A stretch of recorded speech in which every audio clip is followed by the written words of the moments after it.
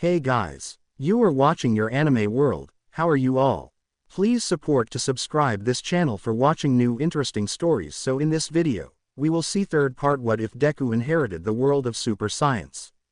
Here is short summary. After losing all hope, Izuku believes he has nothing left in this world to drive him until a mysterious scientist come along and give him a new path to walk. What will happen to Izuku as he discovers a world of science beyond the modern day? How will Izuku and the world change on the whole? Will he still be able to be a hero in other ways? But before we start, if you want more stuff like this, then be sure to subscribe and like this video. And if possible, share this video with your friends. Now let's start the story. Good morning, Megan, Inko said in a cheerful voice as she strolled into the front entry of the facility. Ah, Inko, good morning. I'll call the professor and your son, the woman said to her as she punched in the numbers of both offices. A few minutes later, and only Egan showed up at the front entryway. Seeing the woman, he greeted, "Inko, what a surprise. What brings you here?" "Just dropping off some lunch and snacks," she told him while placing 2 bento boxes and a box of assorted donuts in his arms. Looking at the lunches, he commented in surprise, "Geez, Izuku must be a big eater if you packed him 2 bento boxes." Inko waved off the interpretation and told him, "Oh, don't be silly. One's for Izuku and the other is for you." Egan was shocked by the gesture and told her in a baffled tone, "For me?" "Wow, Inko, I don't know what to say. Thank you." She smiles at the thanks and motioning to the donuts she says, "I also bought some donuts for your staff. I couldn't make bento boxes for all of them," she told him with a sweat drop, a tired look on her face, showing it took a lot to make just the 2.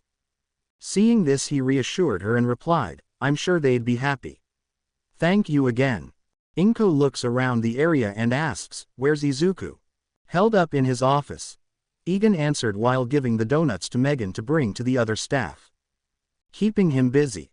she asks suspiciously. "Keeping himself busy," Egan huffs with an eye roll. Surprised by this, she then said with pride, "He must be your most diligent employee." "Too diligent if you ask me," Egan commented on his head, knowing how hard he was pushing himself. Egan wondered if he should tell Inko about what was going on, but has no idea how to bring it up. He wondered if she noticed or if Izuku had even told her a thing. He knows he should, he just has to find the right time. However, as he was deep in thought, he couldn't help but notice a few things about Inko as she stood there. She had a new scent on her, maybe a new perfume or shampoo. His hair was more shiny than usual, and the way she would move it almost looked as if sparkles were being shed. Then he faces her full cheeks, her full glossy lips, and her dazzling eyes. She was beautiful today, but then again, she was beautiful no matter when he saw her. Then Inko spoke and she shook him out of his daydreaming as she said, "Well, tell him I was here and that I love him. Keep up the good work." "Sure thing, and thank you," Egan replied a bit quickly, mentally disciplining himself for it. Some time later, when he was finally having lunch, Egan was shocked and amazed by the meal Inko had prepared for him. It was so cute, with the carrots and tomatoes cut into little flowers, the rice balls were shaped like pandas, and the sausages were cut like octopus, the noodles were so soft, and the tempura was grilled to perfect. He wondered if Izuku got the same thing or if they both got a similar one. He'd find out later. Though before he could chow down, a familiar woman burst through his office and yelled, "OMG!" Nearly falling off his seat and saving the bento, Egan breathed down his racing gear and exclaimed, "Honey, for the love of the gods, don't do that." But the woman ignored him as she pattered into his desk as he jokingly asked in a dry tone, "Now what's gotten you so excited? Did you finally discover espresso? You like Inko?" she said with warning, pointing a finger at him. Before he could wonder where she got that idea, his face grew red, and his mind went blank as he argued quickly, "What? No, that's crazy talk. I don't like her. I mean, I do like her, but not in the way you're thinking." This just made he smile wider at him as he tried to calm down and collected his thoughts. "I just admire and respect her as a person, and capable woman who raises and provides for a son all on her own. She's a visionary. Yeah, he stated boldly as Honey just continued to stand there and stared at him with the same overly excited smile. His sweat dropped and inquired, "You're not believing a word I'm saying?" "Nope." She shook her head. Seeing no way out of this, he sighed in exasperation and admitted, "Okay, fine. You got me. I may have feelings for her." Before Honey could squeak like a fangirl, Egan stopped her and stated, "But leave it right there, Honey. She is called Mrs. Midoriya. Mrs. She's married and I'm not going to degrade myself by going after a married woman." "Have you ever seen her husband?" Honey asked him back. He rolled his eyes and then explained, "He works overseas. The American dollar is very high over here. And that's not an excuse." She shrugged and offered, "Well, why not just tell her to get it off your chest? I can tell it's been eating away at you." Egan opened his mouth to argue, then he stopped as he thought it over. He slumped into his seat as Honey watered his reactions until he turned around in his chair and told her, "Leave me to my own business, Honey." She giggles and tells him, "Whatever you say. Just think about what I told you." For the next few days, Egan does think about it, a lot. And it didn't help that Inko came almost every day with a fresh bento for both him and Izuku. Finally, after letting his thought and emotions eat at him to the point he couldn't work, he confronted this just as Inko left after dropping off lunch. "Inko, wait," Egan called out as he practically bounded down the front steps of the entry. Once catching up to the worried woman he said, "There's something I have to tell you." She quirked an eyebrow and the first thing to leave Egan's mouth was, "Abu daboo dabby dabbe dipple dibbly." Egan continued to babble out more incoherent nonsense until Inko went from intrigued to frightened. She backed away and said, "Wah, Egan, you're starting to scare me." Egan held his breath till he was red in the face and let it all out in one raspberry before asking her, "If I do that again, I want you to slap me." Inko nods in concern and Egan tries again. Gobble gibble go. This time Inko quickly smacks his face and stops his chicken scratch talk. He runs his face and says, "Thank you. As I was trying to say, there is something I have to confess to you. Something that has been on my mind for a long time." "What is it?" she asks him, intrigued once more. Egan rubs the back of his head as his face begins to burn up, then finally admits, "Inko, I have feelings for you. But I know you are a married woman and that it can't work out between us. I just wanted to get it off my chest and not make things too awkward between us in the future. I'll drop it right here and now," he says while letting out a breath. "Egan." Inko starts before grabbing both his hands, surprising him as she tells him, "I am flattered. Truly I am. I never could guess someone like you would fancy a woman like me." Egan was enamored by her, but only for a moment. When he realized what she was doing, he ripped his hands away and exclaimed, "Inko, what are you doing? Have you forgotten your marriage?" "That's the thing," Inko says while looking down, drawing out the suspense in his heart before following up, "I'm not." Egan's eyes go wide and he asks in confusion, "What? But you and your son have told me your husband lives and works in America to provide for you. And your maiden name isn't Midoriya. I'm so confused." She sighs as she walks over to the steps to sit down, with Egan right beside her. Where then she tells him with shame, "That was a lie. Well, partly. My husband lives and works in America, but not for the reason I told you or my son." Egan raised his eyebrow, now even more curious. Watching as the woman gripped her hands as tears welled up in her eyes as she admits, "It's to stay as far away from us as possible." "What? Why?" Egan shamelessly asks her. After wiping her eyes she explained to him, "When Izuku turned 4 and we found out he was quirkless, my husband."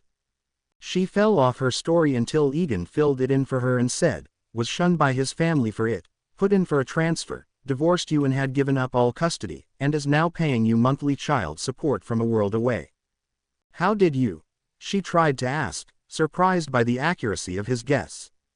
He chuckled dryly while rubbing his head and looking down as he admitted, "My father was in many situations like that throughout his whole life. And Izuku doesn't know, does he?"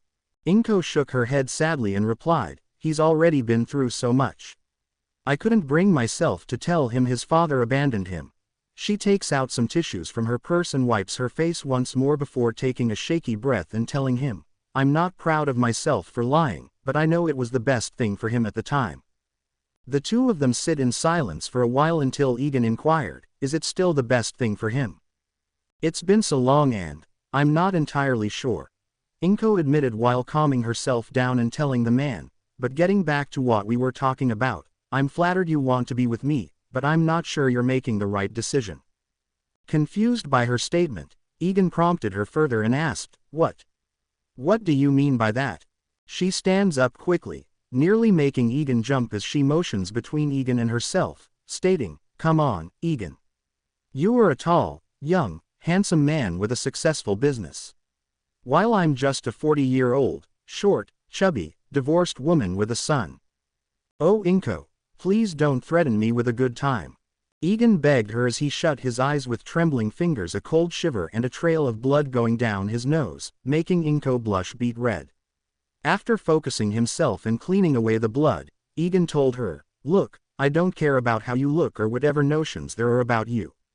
I like you for you. He took her hands and continued saying, When I first saw you it was like watching an exploding supernova. So beautiful and terrifying that I couldn't take my eyes away from it. Inko raised an eyebrow and asked back, You were terrified of me. When we first met you were 2 seconds from calling the police on me, thinking I was a pedo. Egan drowned out. That makes more sense. Inko's sweat dropped, remembering their first meeting. But I'll be honest Egan, I haven't been on the dating scene in a long time, she admitted in shame. That's great to hear because I've never been on it before, Egan readily admitted back. Inko shuffled on her feet and asked him, Do you think we can take things slow? Perhaps start with coffee and work our way from there.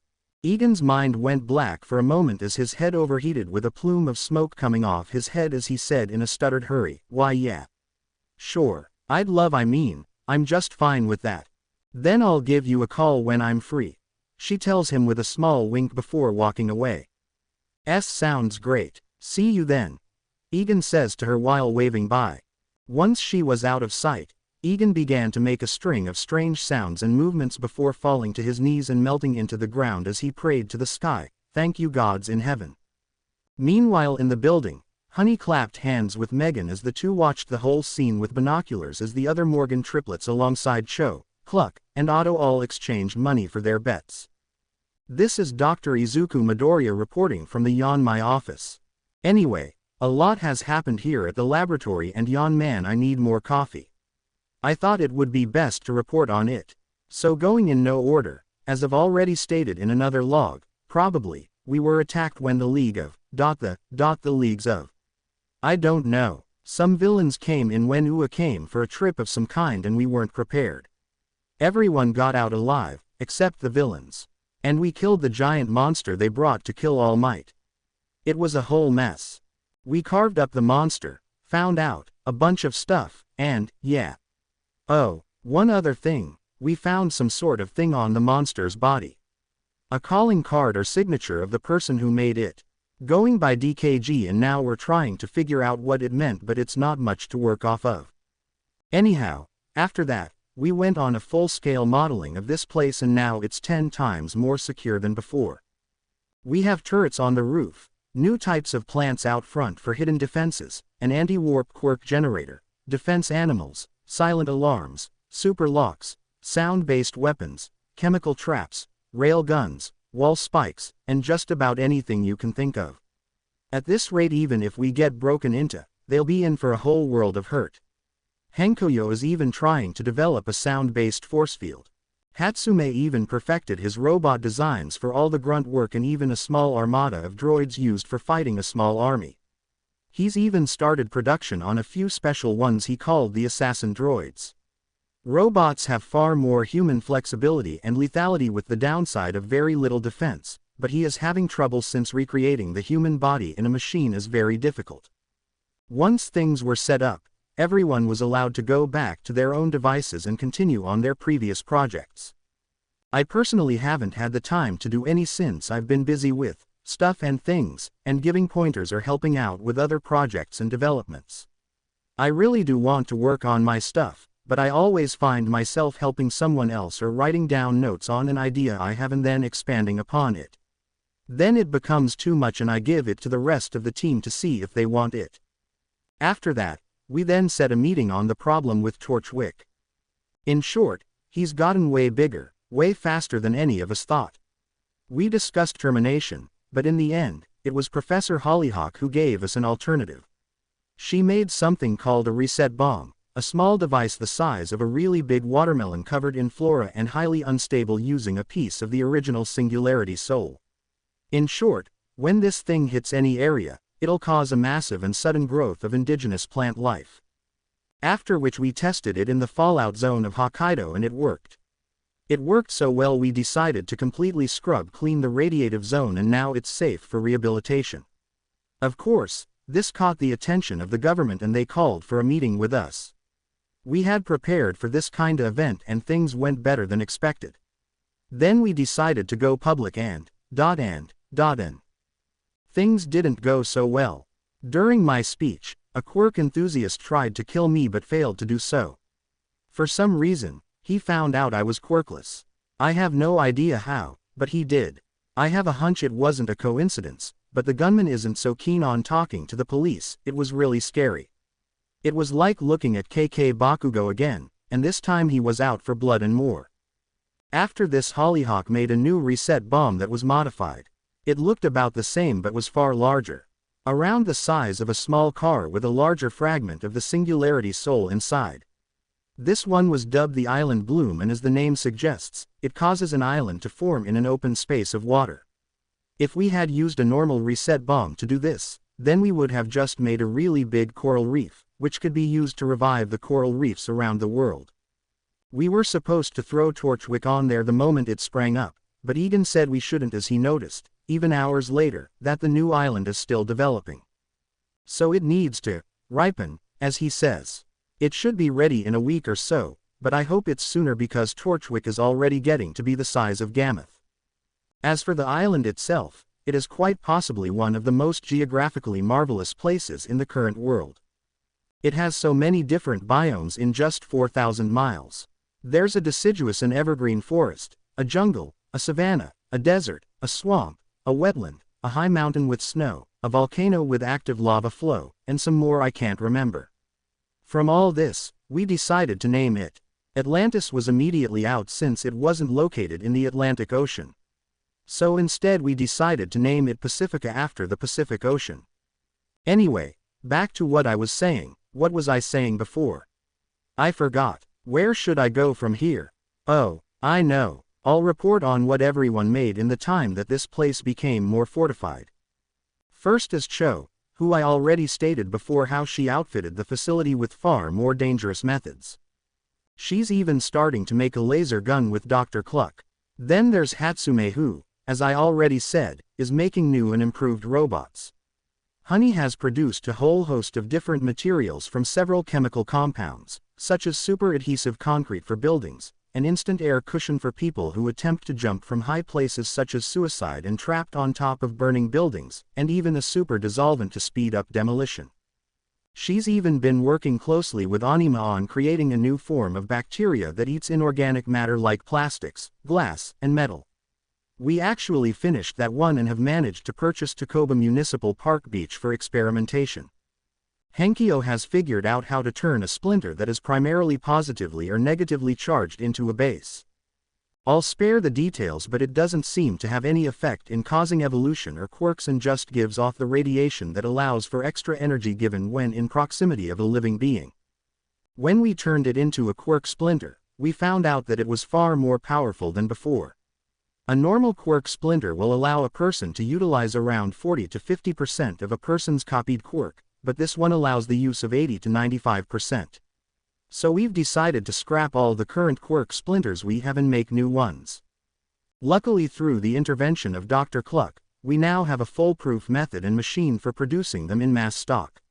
What took me months of work to do, can now be done within only a few hours. As of now we've completely remade, restocked, and now making new splinters by the dozen. This gave me so many ideas that I've given to Cluck and now she's going absolutely bonker with it. Which in hindsight wasn't the best idea.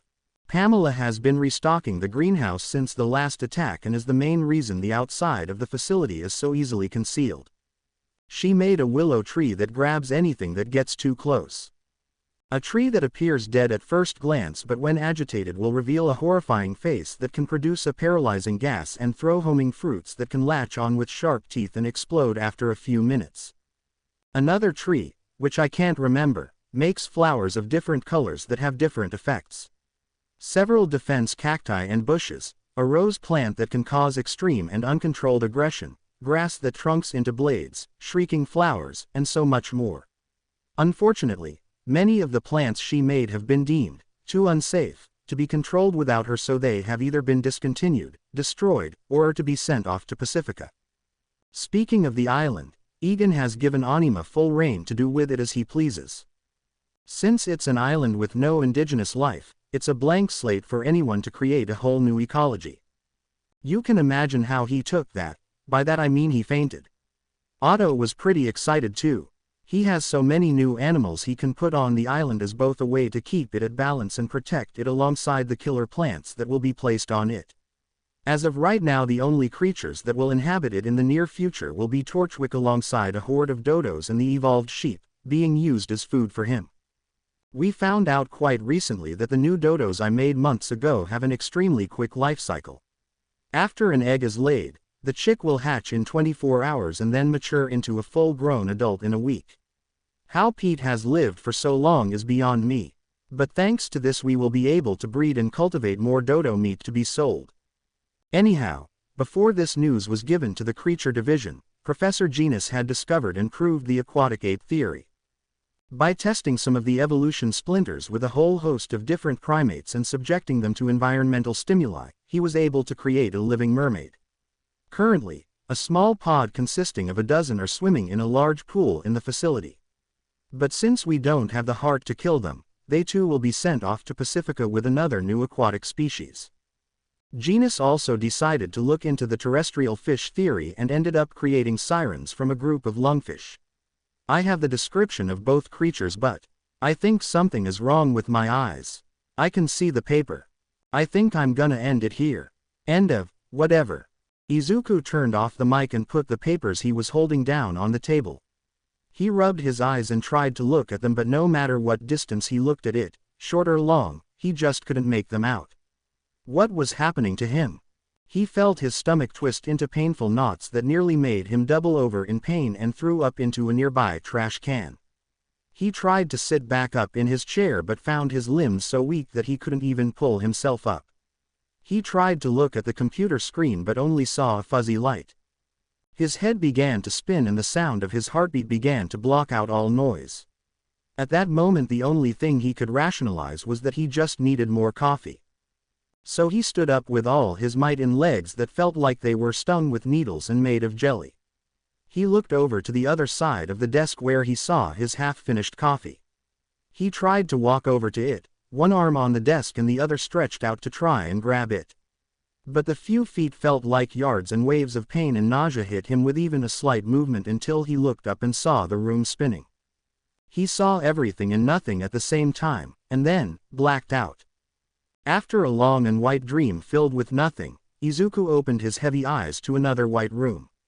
He knew it to be one of the hospital rooms set up in the NIP facility for medical use or emergencies. He could only guess he was that emergency, even with such a foggy mind. He looked around and saw a person half asleep in a chair next to him. He immediately knew who this was and with a weak voice called, "P. Professor." "Izuku." Egan shot up from his half-sleep while embracing him tightly. While on the edge of tears, he said, "Oh, thank the gods you're awake. I almost thought you had slipped into a coma." What happened?" Izuku asked him in a weary tone. Pulling away and wiping his face, Egan asked back firmly, "What do you remember?" Izuku took a few minutes to think it over, then told him, "I was in my office, doing a lot of updates, I felt sick, and then, nothing." He looked over to Egan with an expression crossed between confusion and desperation. As if pleading with his eyes, trying to ask what happened. "Izuku, you had a serious medical emergency." Egan told him after taking a deep breath and continued to tell him, I'm not sure how to describe it, but you had a burnout. And a bad one at that. A loud honk was heard as if to agree with his statement, and Izuku looked down at the foot of his bed to see Pete nesting there. He then turned back to the professor and almost trying to make a joke of it he asked, was it that bad? With a deep and somber expression, Egan explains to him, Izuku.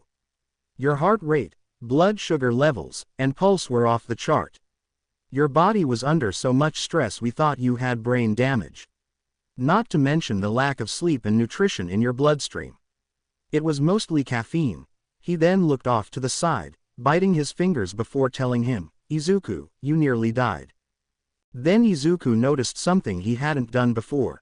He initially chalked it up to just walking up after a dead sleep, but now he saw how blurry his vision was. So he asked, what's wrong with my eyes? You look so fuzzy. You put so much stress on your brain and eyes that you ended up messing up your vision permanently, Egan told him in a serious voice. He then went to his coat where a new pair of glasses had been made for him. Unfortunately, they weren't there, and just before he could start looking around he heard Pete start to choke. The dodo coughed loud and violently before finally regurgitating up the glasses. Egan sighs and swipes the spectacles before the bird could attempt to eat them again. After shaking and wiping them off clean he put them on the teen's face while telling him, we found your prescription while you were out and made a pair for when you woke up. When Izuku's eyes adjusted to the new frames, everything looked like it did before. As he looked around the clear room, he instantly took notice of the state Egan was in. So ragged and worn out with bloodshot eyes, like he hadn't slept for days. A light beard dusted his face. Izuku didn't even know he could grow facial hair. He just looked bad. Even Pete looked worse for wear in comparison to how he normally looks. After taking everything in, he asked, how long was I out for? Egan raised an eyebrow and asked, is that seriously what you are focusing on? Izuku made no counter so Egan huffed and told him begrudgingly, you were out for a few days. A few days, Izuku yelled while suddenly getting a burst of energy and trying to spring out from the hospital bed while yelling, I have to. Pete honks in fright and jumps off the bed only to hide right under it. But Egan caught him by pinning him under his body and exclaimed, oh no you don't. Trying to restrain the wiggly teen he yelled, you are not leaving this hospital bed until you are 100% again. No exceptions. No, I have to. Izuku argued. I said no exceptions. Egan yelled back. No, I have to. Let me go. I have to go back to work. Izuku attempted to struggle even harder, making the heart rate monitor go crazy.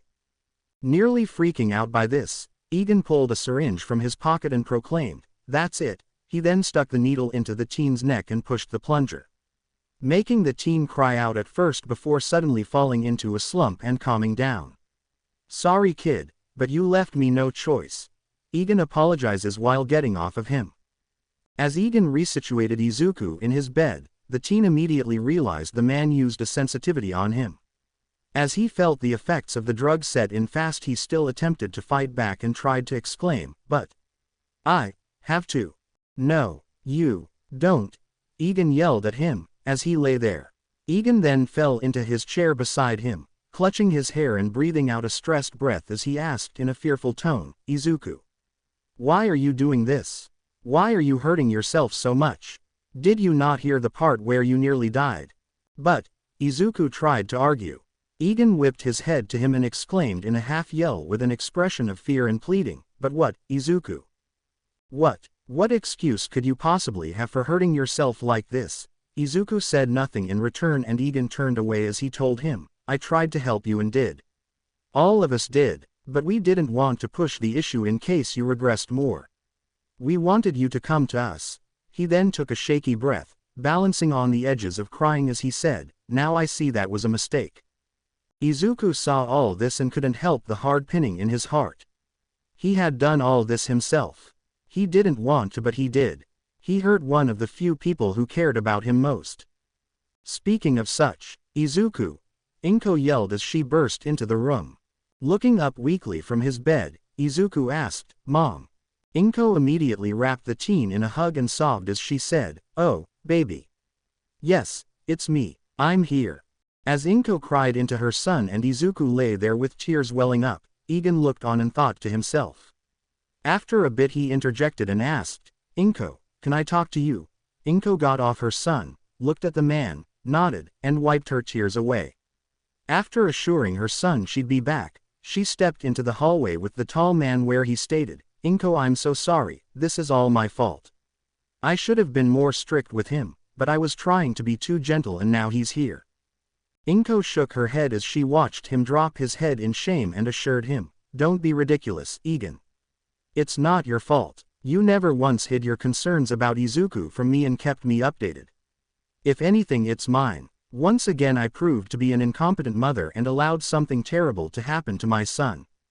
Egan chuckled dryly at seeing her put the blame solely on herself and said while taking her hands, "Then I guess we both share the blame." Inko leaned her head on his chest and asked, "Why did he do this?" To himself. Egan sighs and tells her, "That's what I was interrogating him about." "Then let me help," she offered him, to which he agreed. The two of them then walked into the room where she started off saying, "Izuku." But the boy looked away as if knowing where the conversation would lead, and Inko told him, "Please look at me." But he refused and Inko tried a bit more firmly, "I need to know. You need to tell your mother why you did this, please." "I'm fine." Izuku finally babbles out something, still averting eye contact. At this point, Egan's blood pressure shoots up and he puts on the bad cop motif as he yells, "No, you're not. You're lucky to be alive after the stunt you pulled on your body." "Egan." Inko scolded him. "Inko, I'm not gonna sugarcoat this for him. The sooner we get to the source, the sooner we can nip it in the bud," Egan argues back. "I told you I'm fine," Izuku says a bit louder while looking at them. Inko shakes her head and asserts with tears, "Izuku, you're not." But Izuku looks away again and Inko says, "Then in that case." She turns to Egan and tells him, "Egan, I don't want you to allow Izuku any access to his office or any work, even after he's healed up." Egan doesn't miss a beat to agree to her demand and Izuku, still weak and pale as a baby horse, tries to rustle himself from his sheets as he exclaims as much as he could, "What? You can't do that." Inko looks at him sternly through her watery eyes and tells him, "You may be working and have a salary, but you're still a child and my son." The dam finally breaks and Izuku tells with as much gusto as he could, and with thick tears he shouts, "Fine. I need to do this to make up for it." "Make up?" Inko repeats. "For what?" Egan asks. "For my failures." Izuku finally admits as tears start to fall freely from his face. After sniffling back his emotions he explained, "I couldn't be a hero. I became repulsed with the idea of it, but I've never forgotten it." Both Inko and Egan's eyes grew wide at this as he continued, "If I couldn't be a hero then I'd help them to make up for it." "So that's what you were gonna say when we first opened this place," Egan says to himself in remembrance. After sobbing a bit he continues to tell them, "I thought it would be easy, but then the villains, and that quirkiest, and Bakugo. It made me realize I wasn't trying hard enough. So I worked harder and harder to make up for it. But I'm still so weak." At this, he finally breaks down and manages to roll over and into his pillow where he sobs his heart out. Shocked by the full disclosure from her son, Inko carefully seats herself beside her emotional son and asks him cautiously, "Izuku, why didn't you tell me?" Izuku calms himself down enough to speak and tells her, "You don't make it easy for me to tell you." Inko is shocked by the revelation and can't bring herself to reply. While Egan waddies all this while leaning on the wall. After thinking everything over that he's seen and heard, he says to the two Midoriyas, "Okay, I can see what's going on here." They both look at the unusually calm man as he tells them, "It's apparent that this is going a little bit deeper than some unresolved self-issues, but an issue of trust and truth. And from what I can see, you two seriously need to talk about the secrets you are hiding." "You're hiding a secret from me?" they both ask one another before gasping. Egan gives a small inward sigh and tells them, "I'll just leave the room and let you two talk." Once the scientist left the room with the dodo tucked under his arm, leaving the mother and son, they both stayed there in uncomfortable silence for way longer than they needed to. Neither of them was sure which would speak up first and about what, and if it even would be the truth. This goes on for several minutes and the tension grows thicker with each moment. Finally, Inko breaks and she asks, Izuku, why is it hard for you to talk to me about things? Izuku looks away and tells her, cause I'm always so scared of how you'd react. You never take bad news well. It'd make me feel like it's my fault. Inko looks gasped at this and she asks in a small tone, have I been doing that? Izuku gives the smallest nod in return as Inko looks down at herself in shame and apologetically tells him, I'm so sorry about that. It was never my intention. I just have always been explosively emotional. They both go back into silence when Izuku refuses to speak back, so Inko continues and asks further, do you feel this way because of how I reacted when we found out about, you know? Again, another small nod. Her eyes welled up and she said, I'm sorry, Izuku. I was so young back then, your father left, and I had no idea what to do or say. She wipes her face and gained control over her emotions as she admits, but Egan is right. There is something I've been keeping from you, about your father. Izuku sighed as his mother trailed off and answered for her, he's not in America for work. Just to avoid me. Shocked by his spot-on guess she stammered out, how did? Izuku looked away as he explained, I kinda figured it out. And that you hid it from me because of what I was going through. Inko teared up once again and she told him in an apologetic tone, I'm sorry I lied. At the time I thought it was for your good. I understand. Thank you for telling me. I thought I'd have to bring it up. He told her as she leaned down to hug him and he tried his best to hug her back. After they broke away, he sighs stressed, and says, I guess it's my turn. Izuku took another few minutes to collect himself and finally admit, do you remember how I would come home looking like a mess almost all the time? Inko nods and Izuku feels the fear run up his spine as he says, I was bullied, relentlessly. I figured. Inko said back. Now it was Izuku's turn to be shocked as he asked back in a mix of confusion and hurt, you knew. Seeing what he was assuming of her, Inko told him, I tried to help. But that school had it out for you. I couldn't enroll you in any others cause they all denied. And we couldn't move due to my job and income. Izuku understood as he looked away and said, then added, but that's not all. Most if not all of my injuries that I got came from, he trailed off, a mix of emotions tightening his throat and chest until he could finally choke out, Bakugo. Inko was shocked as her mind raced with questions, but kept silent as Izuku continues to unload on her.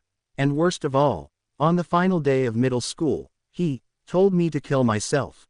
He finally admitted, a mix of a hot iron going through his chest and a huge weight of his chest hitting him like a wave. Inko was about to start bawling. She wanted to but didn't. She kept her emotions in check long enough for her to ask, why didn't you tell me? When Izuku thought about this he realized he had no idea why. Maybe he was scared. Maybe he was being stupid. Maybe he thought he wouldn't be believed. Maybe because it's always hard to talk. So, for now, he just told her a half-truth, Andy Mitsuki is your only friend. I didn't want you to destroy the only connection you had. That's why I kept quiet.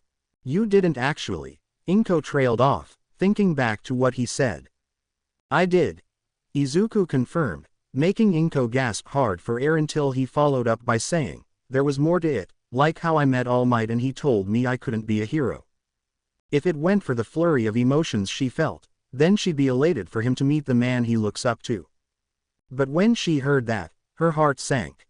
Izuku sniffles back and explains, but that was the day that Egan found me, saved me, and gave me a new path. He is my All Might.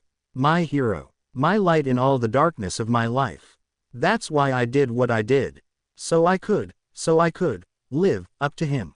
Izuku began to cry again thinking back to the day he was saved by no hero, but a normal man who was better than any hero out there. After calming down and his feeling of nostalgic gratitude faded away, he said, maybe I still want to be a hero. Maybe I want to be known and not invisible. Maybe I want some credit. Maybe, I don't know.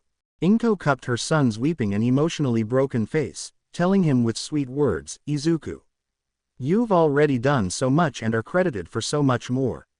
You helped make this place, helped Ua during the attack, aided Egan in his initial research of the single soul. Singularity soul. He corrected her. Inko's sweat dropped and continued saying, right, that. What I'm trying to say is, you've already become a hero in your own right. You don't have to live up to anyone apart from yourself. You are known for so many good reasons. And even if you weren't, you'd be known to me, Egan, and everyone else in the place you made. Suddenly Izuku felt the last burst of energy he'd felt for the whole day. He sat up and wrapped his mother in a tight hug, to which she hugged him back.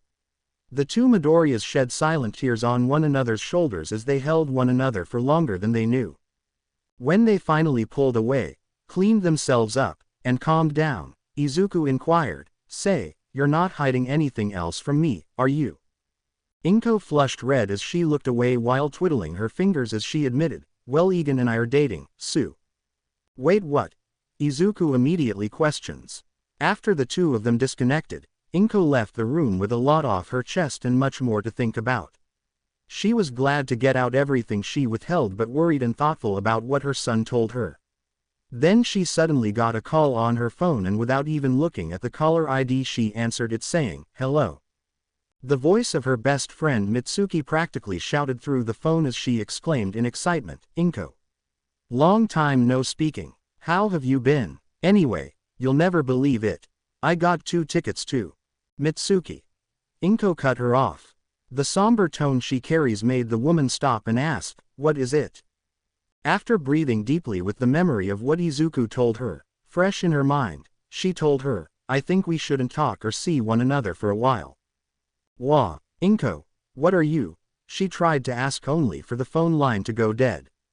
"Inko, Inko," Mitsuki shouted in a panic. "Everything all right?" her husband, Masaru, asked as he poked his head into the kitchen. Mitsuki looked at the wall phone with a sad expression and said, "Inko just said she didn't want to talk to me and hung up." Masaru came up behind, hugged her, kissed her head, and assured her, "I'm sure Inko is just going through some stuff. Her son was in those 2 incidents.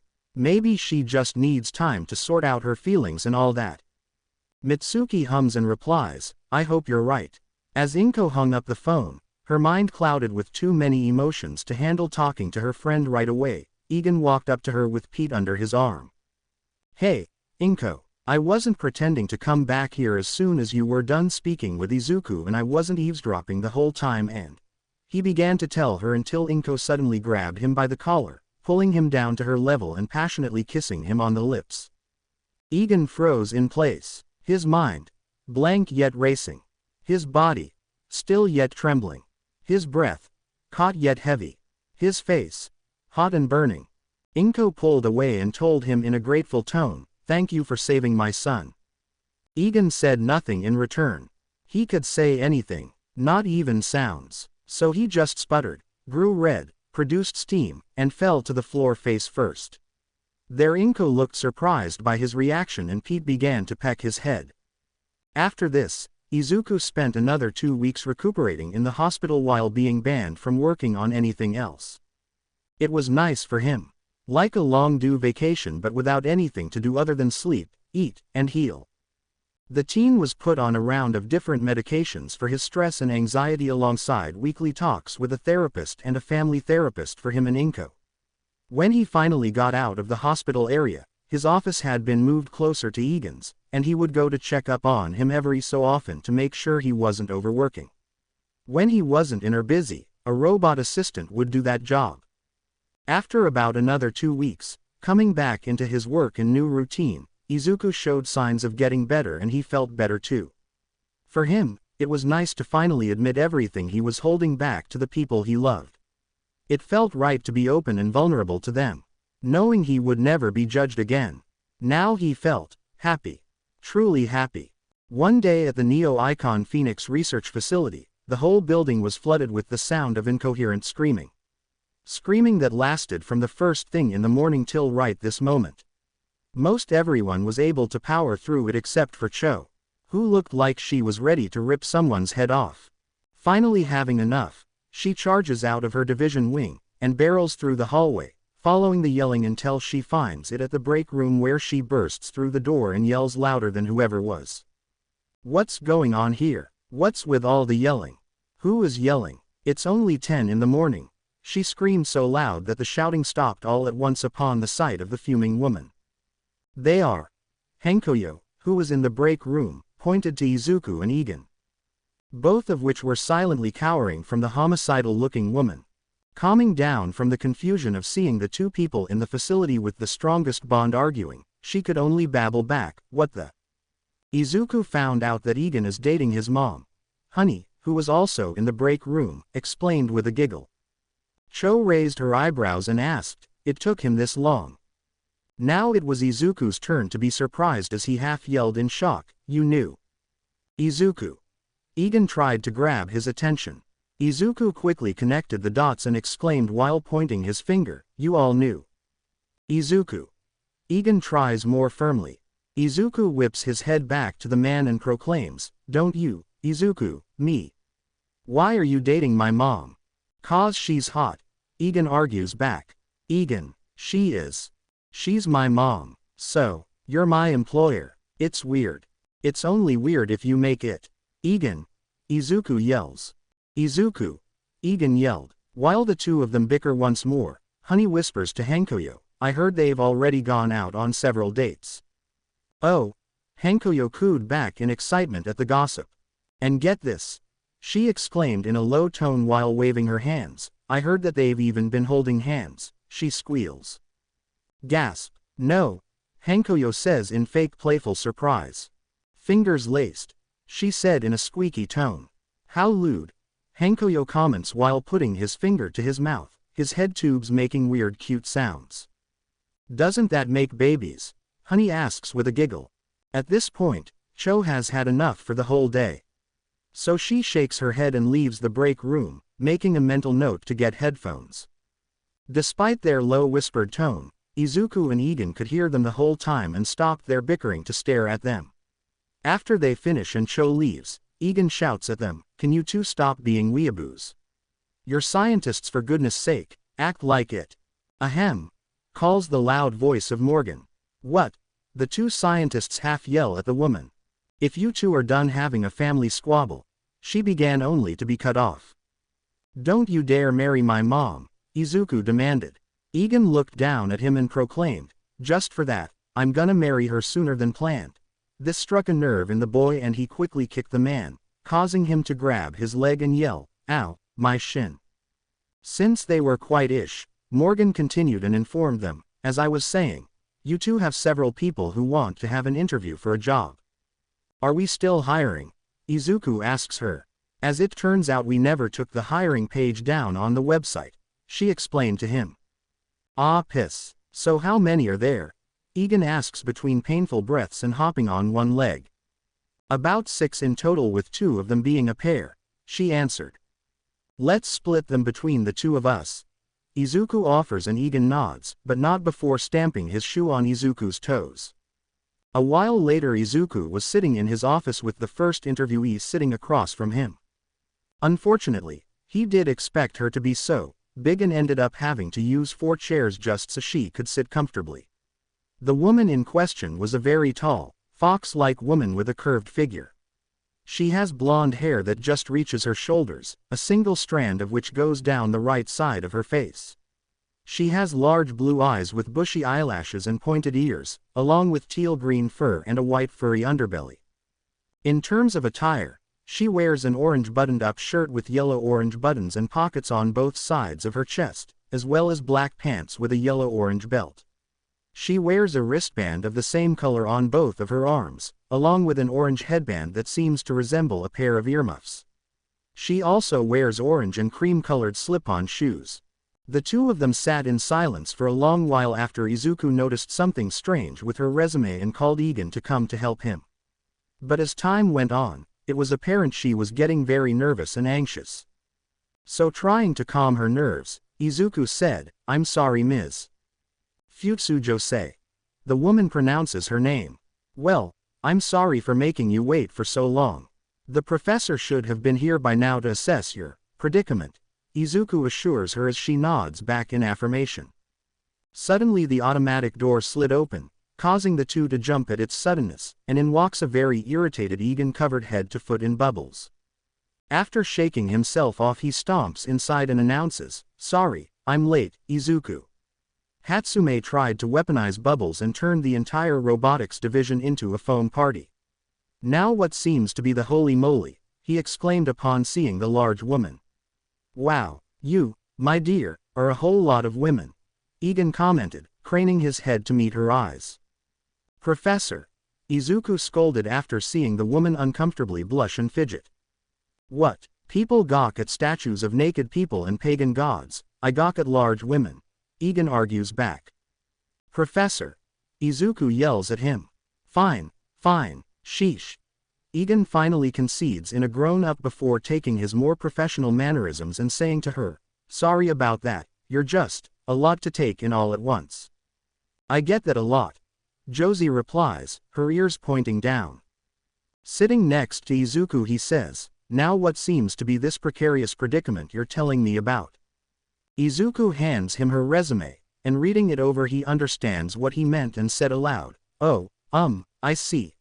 After reading it over a bit, he puts it down and takes a more proper and professional stance and mannerisms as he tells her flatly, "Well, Ms. Jose, according to your resume you have 0 work experience, 0 previous places of employment, and 0 skills for the job you're trying to get hired for. Can I just ask, why?" Suddenly she begins to tear up as she explains, "Please, I have no other choice. Due to my size and quirk, I'm not someone who is wanted for the workforce. No matter where I go." Josie puts her hands into her face and starts to weep bitterly in front of the 2 men, where Izuku gets up flailing and trying to calm her down, telling her, "Oh, crap. Don't cry, please don't cry." "Yeah, we don't need you making Izuku cry as well, then we'll have to brave the high seas," Egan chipped in a low snarky tone only Izuku could hear. The teen whipped around and yelled at him, "Professor. Am I wrong?" he asks back with a teasing smile, making the boy blush in anger.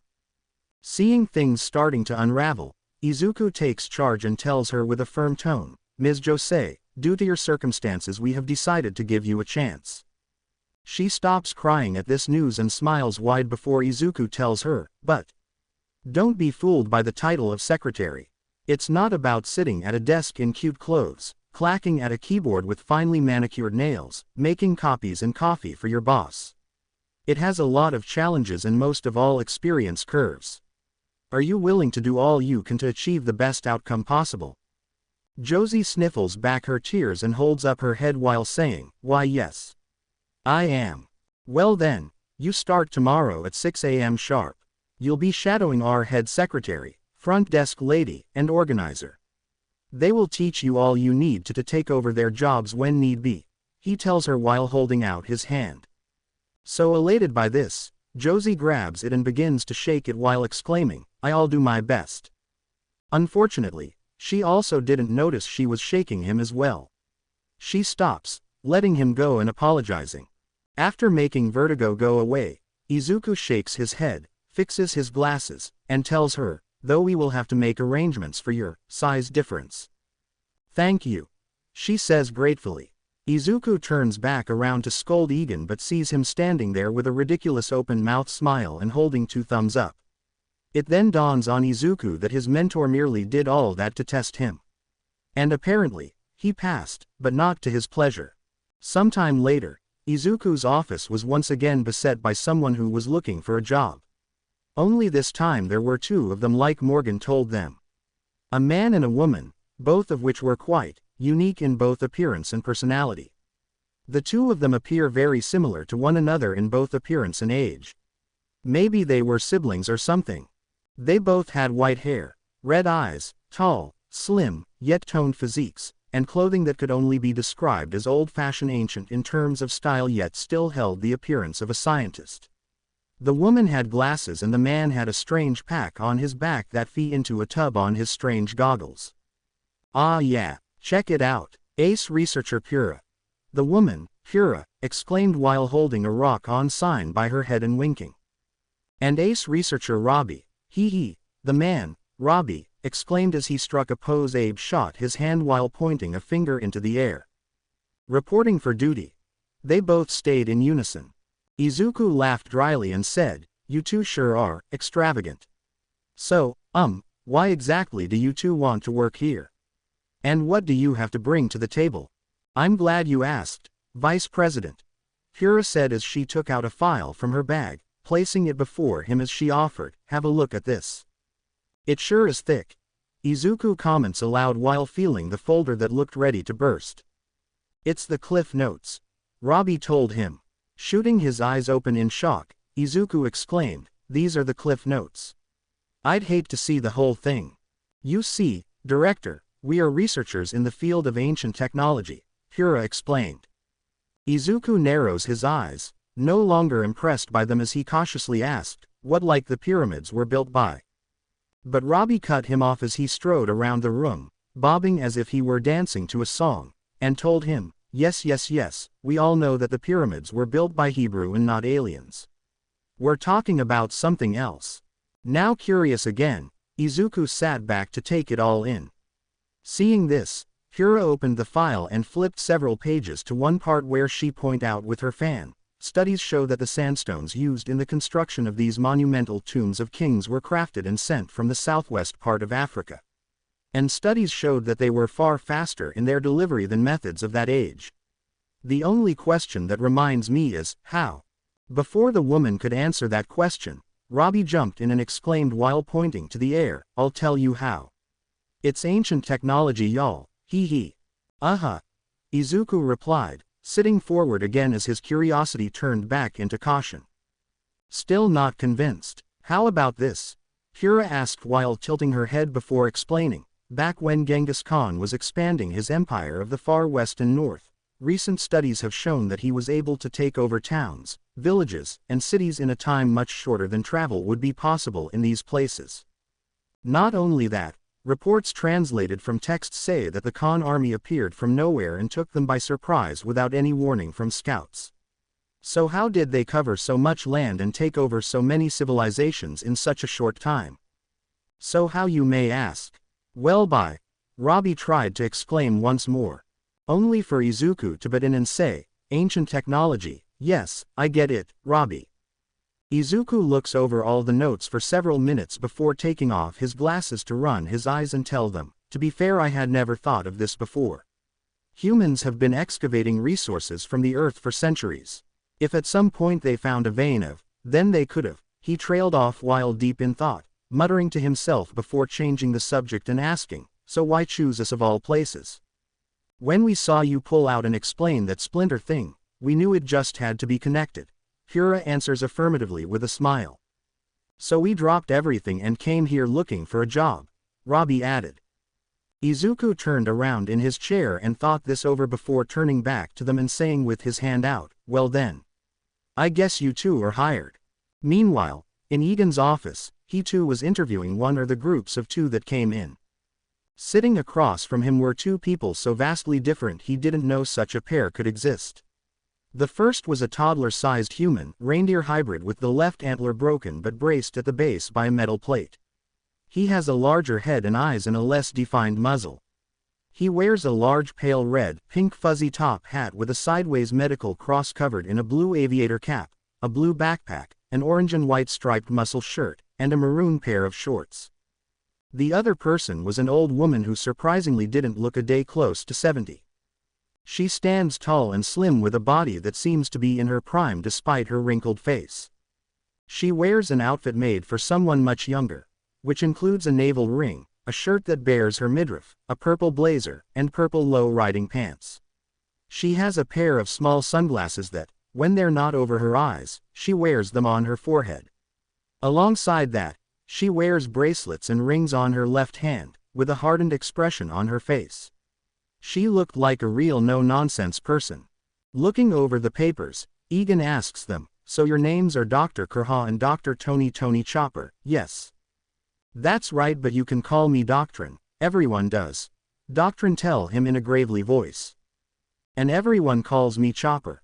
Chopper added with a happy tone that held a nervous tick. Well, I certainly like what you two got going for you.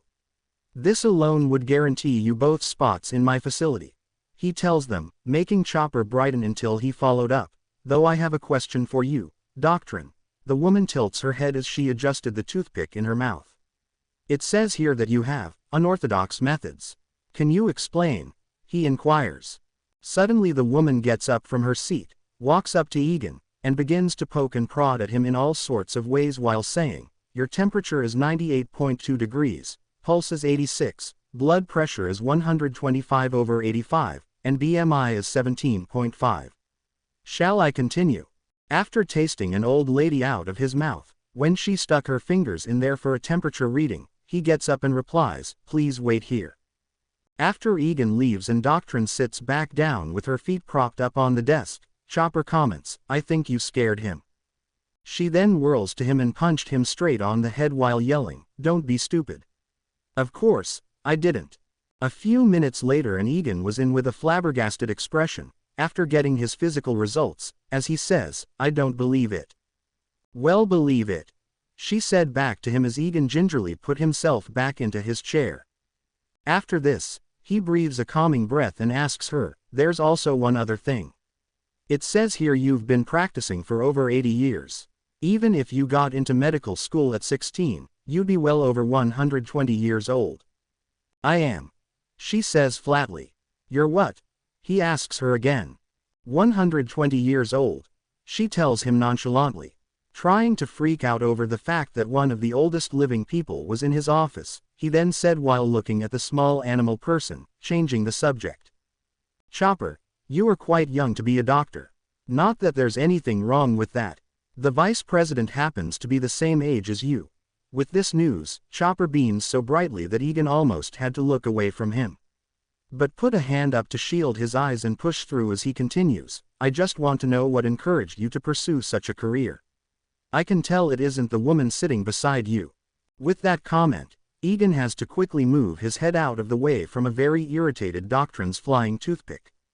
Chopper stops his beaming and becomes suspiciously quiet and reserved like he was having a flashback.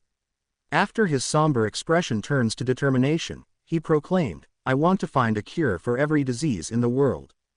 Egan smiled and says, "That's a wonderful dream. I hope that by working here you can achieve it." Chopper nods enthusiastically as Egan inputs, "Also I'm quite fascinated by your quirk. A mutation that makes you look like a reindeer and a small one at that." "That's because he is," Doctrine interjected. "As what?" Egan asks back. "A reindeer," she says nonchalantly. Egan blinks several times, looking between her and Chopper until he points at him and asks, "Intelligent animal. You got cotton shoved in your ears," she replied in an annoyed tone. After taking a moment to digest all of this, he tells the intelligent animal, "Well, Chopper, you'll be ecstatic to know that 2 of our other residents are also intelligent animals." Chopper once again beams at this news, but then Egan leans into him and whispered, "But my advice to you. Stay away from Dr. Cluck Orpington. She's nuts." "I heard that you, hairless monkey," Cluck shouted from behind his office door. "Like I said, nuts," Egan egged on. The very last person to be interviewed was Izuku, who found himself with an old and strange-looking man sitting across from him with the biggest forced smile he'd ever seen. He was a strange short man who was already dressed like a scientist with a lab coat button-up, a red tie, pants, and black shoes. He was bald with the only hair left on his head growing from the back and sides, which gave him 2 twin tail bushels off the sides. A large nose and thick mustache-colored gray framed his face. Feeling suspicious rising, he asked the man, "Dr. Albert W. Wiley, am I saying that right?" "Please, Dr. Wiley is fine," he tells him with a small wave, trying too hard to act friendly. "I like what I see, but," Izuku began until he was cut off. "But," Wiley asked too quickly. Looking back down at the papers, he tells him, "It says here you've been fired from several different laboratories in your career. I may be young, sir, but I know the red flags when I see one," he inquires while leaning in. The facade dropped and Wiley loudly proclaimed while pointing at him, "It's not my fault, I swear." Narrowing his eyes while raising an eyebrow, he prompted him, "Go on." Wiley calmed down a bit and then explained, "My old associate, Dr. Light, is to blame. I'll spare you the details. We butted heads on a lot of things, and in the end, he tried to ruin me multiple times. But I'm far more resourceful than he thinks. Ya ha ha ha. After performing this little scene, Wily froze up knowing he had done himself in. All while Izuku continues to bore holes into him with his suspicious glare. He knew right away this guy was bad news and he should probably just cut his losses and throw him out. But then he thought it over a little bit more and realized that this man could potentially be too dangerous or slippery to handle for anyone in the future if he got in with the wrong crowd. So the best option going forward would be to bring him on so he could watch him closely and have control over everything you did. As the saying goes, sometimes it's better to have the devil as your ally than to have him as your enemy. So rubbing his temples he sighs deeply and tells the old man, "Tell you what. I'll give you a chance. But if I find out that what's been said is true, you can kiss your resourcefulness goodbye," he said in a firm threatening tone while glaring daggers at him. Wily adjusts his tie and gulps deeply while sweating and answering, "I accept the terms of your agreement." And that concludes another productive day at the Neo-Icon Phoenix Research Facility. Egan proclaimed that she locked up the front door of the facility one fateful night. "Does he always monologue?" Chopper asks while sweat dropping. "Only when he's in a good mood," Morgana tells him with a small chuckle. Egan whips around with a huge smile and tells them, "You're damn right I am. I've got a hot date with a little lady." "I get it. You're dating my mom," Izuku yells in a groan while covering his ears. Egan huffs while pushing out his chest and stating, "And I'm gonna keep saying it until you stop complaining about it or asking me to stop dating her." This then caused the two to engage in a mini argument about the topic, causing awkward energy to hang around the few employees who stayed late. However, the argument between the two owners stopped when a certain topic was broached. "Hey, why are you bringing the mascot with you?" Hankuyo asked as Pete was trying to snap at one of his head tubes. Egan quickly scoped the bird up and explained, he doesn't like being left alone. "But we have dozens of them in the facility," Chopper states with confusion. "He just likes people." Egan shrugs back. "So you bring the brainless bird but not Otto or Cluck?" Wily inquires as he adjusts research papers into his briefcase. Egan looks off to the side, ing air between his teeth, as he said, "I tried, once. It didn't work and now they live here full time." "Why's that?" Morgana asks. Egan sighs, like bringing up an exhausting memory, and explains in short, house guests are like fish. They stink after 3 days. And when they came to stay with me, they'd already ripened 2 days prior. Is it also because Otto smells like fish? Doctrine adds with a cackle as she finishes off her first bottle of booze of the night. Egan wiggles his hand in a so-so manner, placing Pete on his head, and explains with aggravation, "That's just a small part. But also Cluck got me up at the ass crack of dawn for food and Otto kept bugging me for mental stimulation." Before anything else could happen, a strange person in a hoodie came out of nowhere and practically threw themselves in front of the entryway steps, scraping everyone half to death as they scream, "Help me." Everyone jumps at their sudden arrival and gets ready for a fight or to run. One of them was Pete who, after falling off Egan's head, ran up to the person, jumped on their head, and began mercifully pecking them. To which the person ignored and continued yelling in a desperate plea, "Please please help me." "What the? Who are you? What's wrong?" Izuku asks after realizing they were in no danger. But the person still didn't explain anything as he continued to beg as Pete mercilessly attacked him, "Please help me. Hide me. Before they find me." "Before who finds you?" Izuku asks as he moves back, seeing the person crawling toward them. Egan places a hand on his shoulder and tells him with his staff, "We'll ask questions later. I'll open the door, you help him inside, and Morgana you call the heroes." But before he could finish the person suddenly shrieks, "No. Don't call them. They're working with them." "The heroes?" Izuku asks back, trying to draw the lines. "Yes," he exclaimed as Pete still attacked him. A little while later the mystery person, now known as a man, was helped into the building by the scientists. After getting him inside one of the division wings, they closed down the building again, making it look closed from the outside as they stayed in the deeper parts of the building where no light could be seen from within. Once they had the man settled, they woke up Otto and Cluck from their downtime and got back to work trying to figure out this person and what had gotten him in such a frenzy. Especially over refusing help from the heroes or law enforcement. They even had to put Pete in another room to keep from continuing to attack him. The man in question was about 30 or so, tall and so incredibly thin. Bald, had green eyes, and black skin with his skeleton that seems to either bleed through or was painted upon his skin. He sorta looked like a well-made skeleton costume. He somehow looked tired and out of his wits at the same time. The man was sitting in a testing chamber, in front of a table where he was drinking glass after glass of water as Izuku and Egan stood behind the one-way glass and observed him. Izuku was looking over something on a Pura pad, made by its namesake, when Egan asked him, "So what you got on him?" Flipping through the information he just managed to gather, he answered, "His name is Viktor Petrov. He's from Russia and is wanted in several parts of the world." This surprised him and sent Egan on edge, thinking they had just aided a known criminal or terrorist. But taking it in stride, he continued with suspicion in his tone, "Wanted for what?"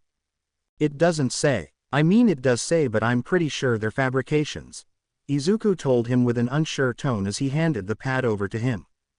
Taking the pad and adjusting his glasses, he looks over the info on the man and is shocked by what he sees.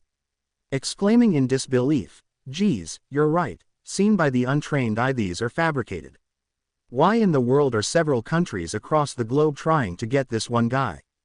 Before Izuku could theorize on this, Otto comes in and answers, "It's his quirk." The octopus handed him a clipboard of information printed off about the man's biology.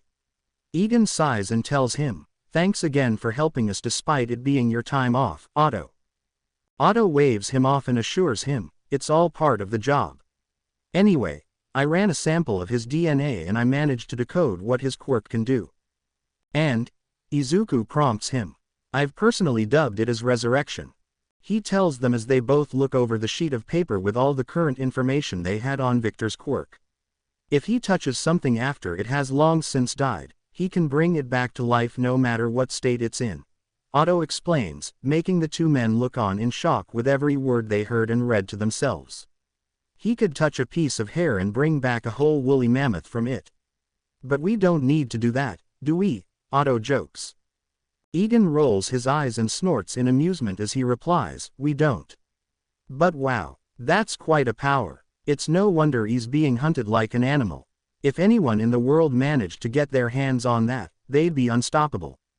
Izuku nods and the two men decide to confront the man to get the whole truth and why he was even here. So they entered the testing chamber where the man just fished off a second pitcher of water. Sitting across from him, Izuku starts by asking in a kind tone, "Hey Victor, how are you feeling?"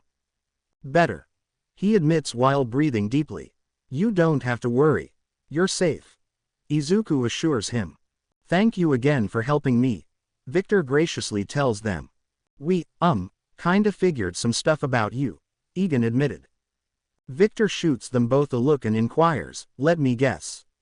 My background or my quirk?" Egan put his hands together and answered, "Yes to both. We understand your situation but we don't know why you came to us for help." Victor looks off to the side, a sign that they were in for an origin story, and the man tells them, "Ever since I was young, my mother told me I was special. Though I didn't know how much she truly meant it." He started but could see in the men's eyes that they were already getting tired of hearing it, or just tired. So Vitor sighs and tells them, "I'll spare you the details, but one day a friend of mine was killed in an accident, and well, I brought her back. From then on I was hunted down no matter where I went. I got to a point when I tried to kill myself."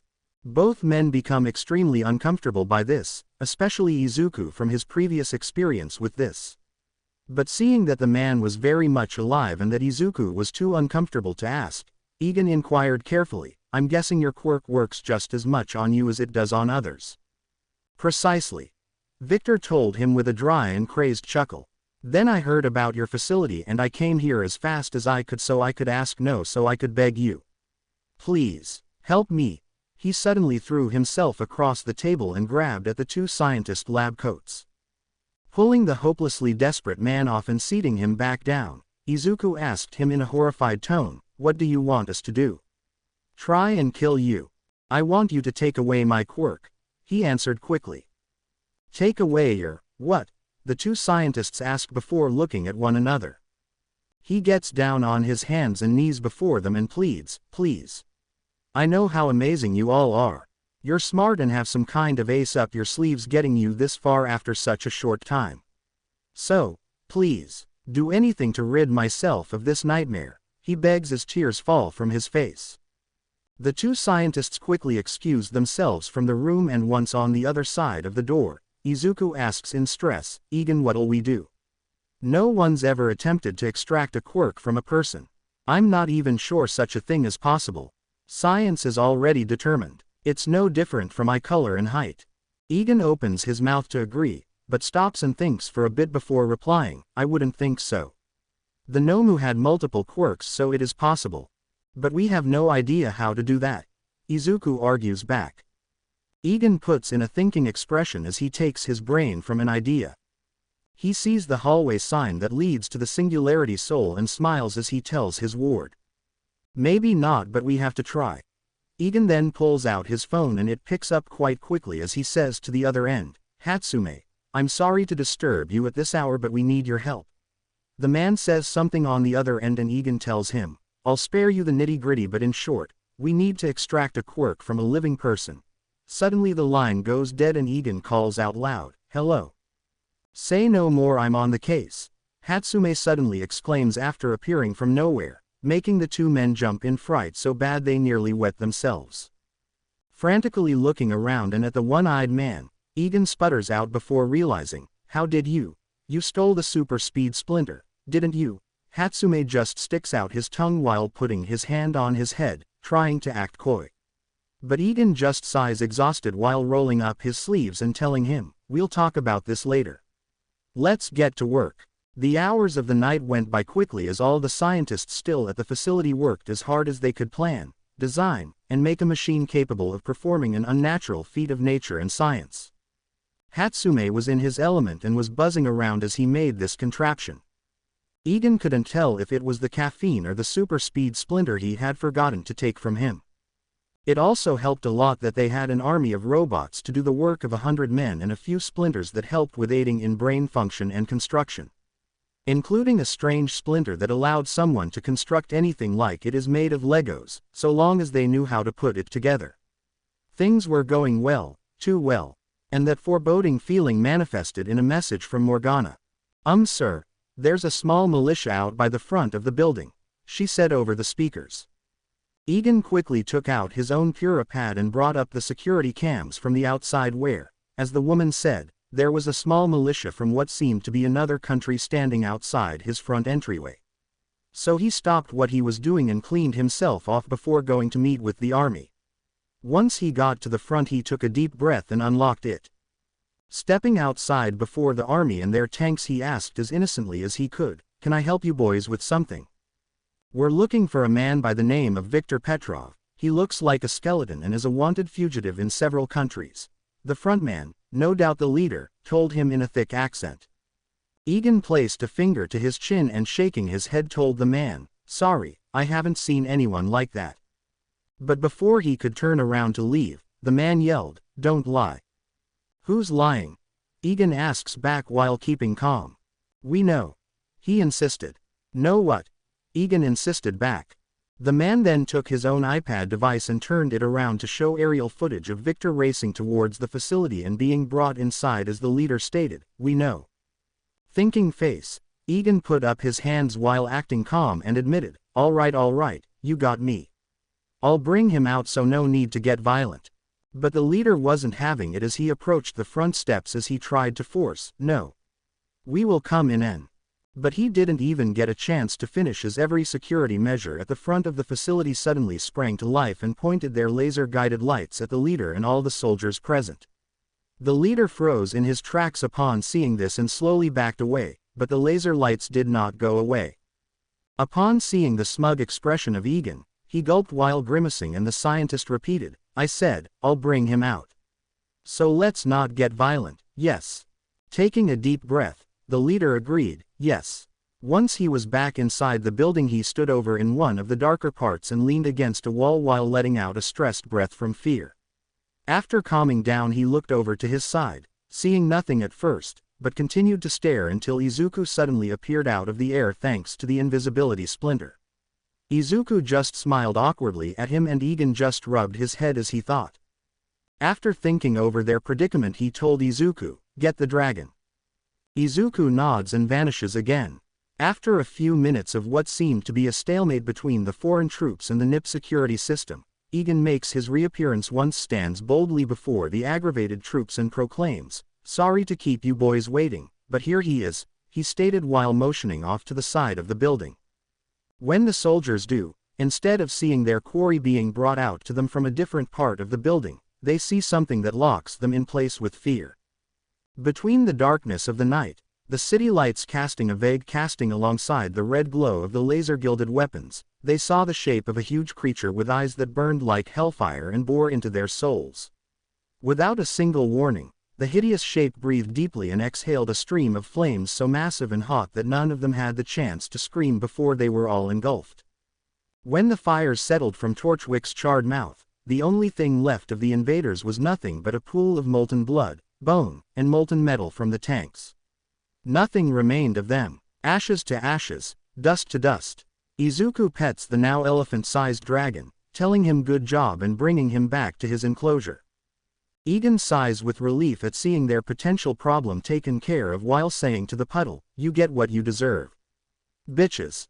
After spitting at the molten pool of death, Ehan presses a comlink on his ear and says, "Send some cleaning bots to scrape up the mess out in the front."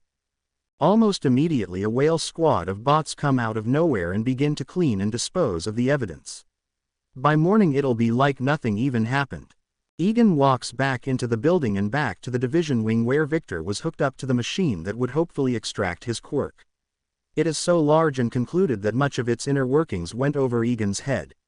He just hoped this monster would work. As he approached the hooked-up skeleton man, he asked him, "Professor, what was all that noise?" Egan waves it off while a kind smile and tells him, "Oh, nothing you need to worry about."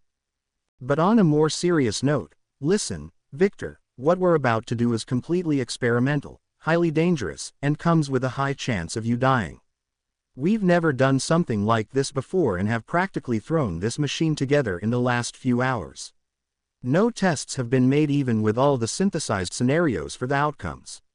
There is also a huge chance of this not working at all or killing you. Are you sure you want to go through this?" Victor closes his eyes, nods, and affirms, "I'm sure. Even if my quirk was taken and I survived, I wouldn't have a life to go back to." He then looks down at the huge machine with metal parts and strange tubes connected along its body and hooked up to several parts of his own as he asks, "Just explain how it works." Izuku, who just came back from putting up Torchwick for the night, explains to him, "We found these things called quirk centers, and they're basically what everyone has in determining where their quirk manifests the most. We'll hook up to those spots and use a machine that has a reversed polarity charge to bring it out. The site of this will be used from the large crystal structure you see on the other end. The crystal will be used to up and store away your quirk." "Could you dumb that down?" Victor asks him, his brain already short-circuiting. "We're going your quirk from special unseen holes in your body using the power of that huge crystal to remove and store it away," Izuku says in more simplified terms. "That makes more sense." Victor finally relents with acknowledgement. Then it was Dr. Orpington who came up in her mechanical device and reading off a clipboard she announced to him, "There's a 5% chance of full success with no death. A 27% chance of it working with you dying. A 67% chance of it not working and you just die. A 30% chance of this not working and you survive. And a 59% chance of this machine exploding in." "Okay, we get it," Wiley yells at her, seeing how uncomfortable she was making everyone with her analysis. Doctorin then took up the front and told Victor in no uncertain terms, her voice very regretful and somewhat nervous as she doused her mood in more booze, "Listen, kid, I won't lie. I've crunched the numbers and this will hurt like hell. I've made a sedative geared towards your specific bodily functions and we'll sedate you with it, but I can't promise anything after that. I told you to do it anyway. Victor told her, and the rest of the staff with no hesitation. Doctrine shrugs after taking a long sip from her bottle and relents, so be it. As Egan goes to the controls for the machine, punching it all he needs to show the greatest leg of success, as Chopper and Doctrine prepped Victor for the procedure, Wily came up to his side with Izuku and inquired, Professor Egan, are you sure about this? You're using the thing that started and is keeping this place afloat. Egan stopped thinking up his mile-a-minute calculations and typing as he leaned down his head and sighed deeply. After which he told the short old man, it's for a special cause. Besides, we're not copying a quirk, we're taking one out. We'll need everything we can use to pull this off. Besides, we've already established that there's more and we know where to look. Both he and Izuku did not look fully convinced. So he rolled his eyes at their twin concerns and assured them, I've already got Kura and Robbie working on setting up an expedition to dig up more. The two of them already knew how passionate and on par their new coworkers were. They had only been here a short time and had managed to simultaneously turn the place upside down while making huge leaps in research. They just left yesterday for their trip, but knowing them they'd probably send back several veins of the Singularity Soul and an alien to boot. Izuku was the first to relent as he said, I guess you're right. This is what a hero would do. Goodbye, Singularity Soul, thanks for everything so far. Wily was not so pleased but had no room to argue. So he just sat there and stewed in his frustration. On the other hand, he'd have his name on the title of being one of the first people to extract a genetic trait. So that brightened up his mood ever so slightly. After typing in the last bit of numbers into the machine, Egan placed on goggles and announced, begin. The machine burst to life and the Singularity Soul also began to glow an even brighter white to the point it became the spotlight. Things seemed to be going well at first, with red energy being cooler out from the tubes attached all over Victor and slowly being drawn into the Singularity Soul. The scene attached to the machine showed the progress going from 5 to 30% in a slow yet concise manner. Then things started to go wrong once it was 40%. The machine began to whirl, buzz and expel excess heat far faster than it did before to the point of the sound started to become overwhelming. Victor, who had been holding up well so far, spat out the mouthguard he was biting down on as he started to scream in pain. Fear and anxiety gripped the scientist and some wanted to stop the procedure, but Egan refused. Not knowing what would happen if they stopped midway through and the potential consequences it may hold. So they continued as the machine ran faster and Victor screamed louder and louder. Soon the machine began to fizzle and buzz and short-circuit wildly and dangerously. But Egan yelled for them to keep going. The machine was only at 70%, and every moment was like hell. Suddenly the machine began to burst and catch fire. The scientist rushed to keep it under control and Egan wanted to stop it once things caught aflame. But it was Victor who swayed him and yelled to keep going. So reluctantly he agreed, and the process finally hit 90% as the Singularity Soul began to die down and change color. Victor kept screaming as blood began to pool out from all his orifices. Finally, it hit 100% and the machine stopped as fire boys came in to put out the flaming machine as the kickback of energy nearly knocked the facility's power out. Turning the emergency stop on, Egan jumped from behind the controls and yelled, Victor! Victor! Get him out of there!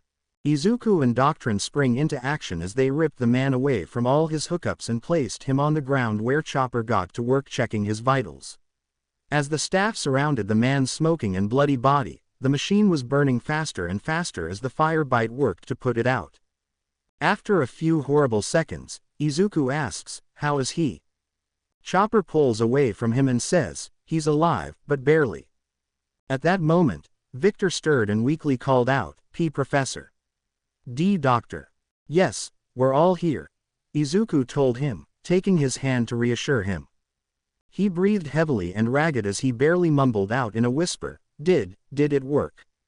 Izuku sniffles back tears and confirms, yes, it did, your quirk is gone. Egan waved his hand and Wily brought over a hand mirror that Izuku held up to his face. Victor could barely open his eyes, but when he did, he saw himself without black skin and a skeleton that bled through his body. Now he saw a normal Russian man with fine skin and blue eyes. A smile crept onto his face as he barely managed to say, "So, this is how I look, I'm glad." With that last word, Victor took his last breath, closed his eyes, and left this world. A smile still on his peaceful face. The scientist gathered around the man and parted with his passing in silence, shedding tears as they did so. "He's gone," Chopper said with a tone of disbelief. "Oh, Victor, I hope you've found peace." Izuku sniffles. I hate to break up a mournful moment like this, but what are we supposed to do with the singularity soul that now houses the resurrection quirk?" Hatsume put forth. They all looked at the singularity soul and saw how it drastically changed. Instead of glowing white, it glowed as dark black with white parts that almost looked like it had jones showing through. But there were no bones ever seen on any living creatures, just a strange assortment of shapes and lengths. It looked like Victor before his quirk was taken. And it dawned on them. The procedure may have killed him, but it worked in storing his quirk. Without a moment of hesitation, Egan walked up to the singularity soul, picked it up over his head, and threw it down with all his might, smashing it to bits and causing a group gasp from everyone else. Turning around with a ragged expression and breathing heavily, a serious look on his face, he told them in no uncertain terms, "I want all the fragments collected and destroyed. This quirk doesn't exist in any records around the world and it will stay that way. No one is to speak of what has happened tonight. Is that clear?" "Yes, sir," they all said in unison. Calming down after this, he said to the staff in an exhausted voice, "Good. Then clean up the mess and go home. You all deserve a good rest. I'll cremate Victor's body." Just as the cleaning bot came in to collect the mess and Egan went to put Victor's body on a stretcher, Izuku spoke up and offered, "Can't we just bring him back?" Egan turned to him, a somber expression on his face as he asked back, "Do you think he'd want that?" Izuku looked down at the peaceful face of the dead man, a single tear running down his face as he answered back, "Yeah, that was a stupid question." As the body was covered and sent off to the blast furnace, Morgan came up and said, Sir. If I could make a suggestion." Egan have his attention and the woman offered, "Do you think we should erect a statue in honor of him? For his sacrifice to science?" Everyone perked up at that idea and with a sad smile on his face, Izuku chimed in and stated, "That's a wonderful idea. We'll do that soon. First, let's get the ever-growing dragon out of here before he outgrows the whole facility." The other staff laughed a bit at the joke, and this ended a tragic and monumental day for Laboratory.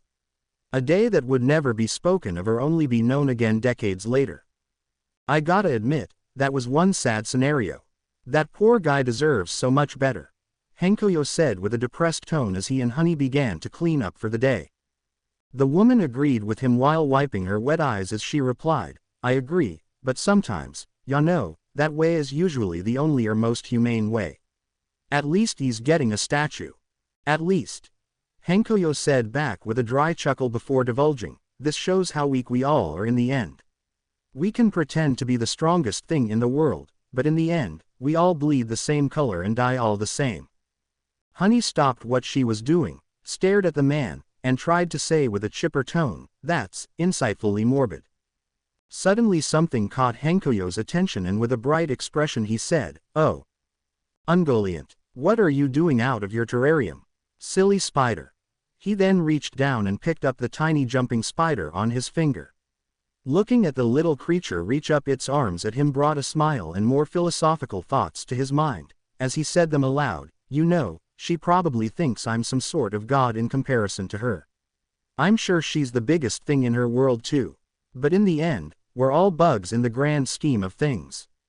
Again, insightfully morbid, Honey said with an uncomfortable tone. "But I guess that the rule of life, the large and strong protect the small and sweet," he said while nuzzling the small arachnid to his nose.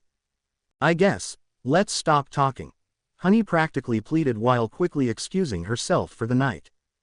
Hankoyo placed the tiny creature back in its terrarium and sweetly said to her, "Good night Ungoliant, sweet dreams." He kissed the spider, closed the cage, turned off the light, and left the room.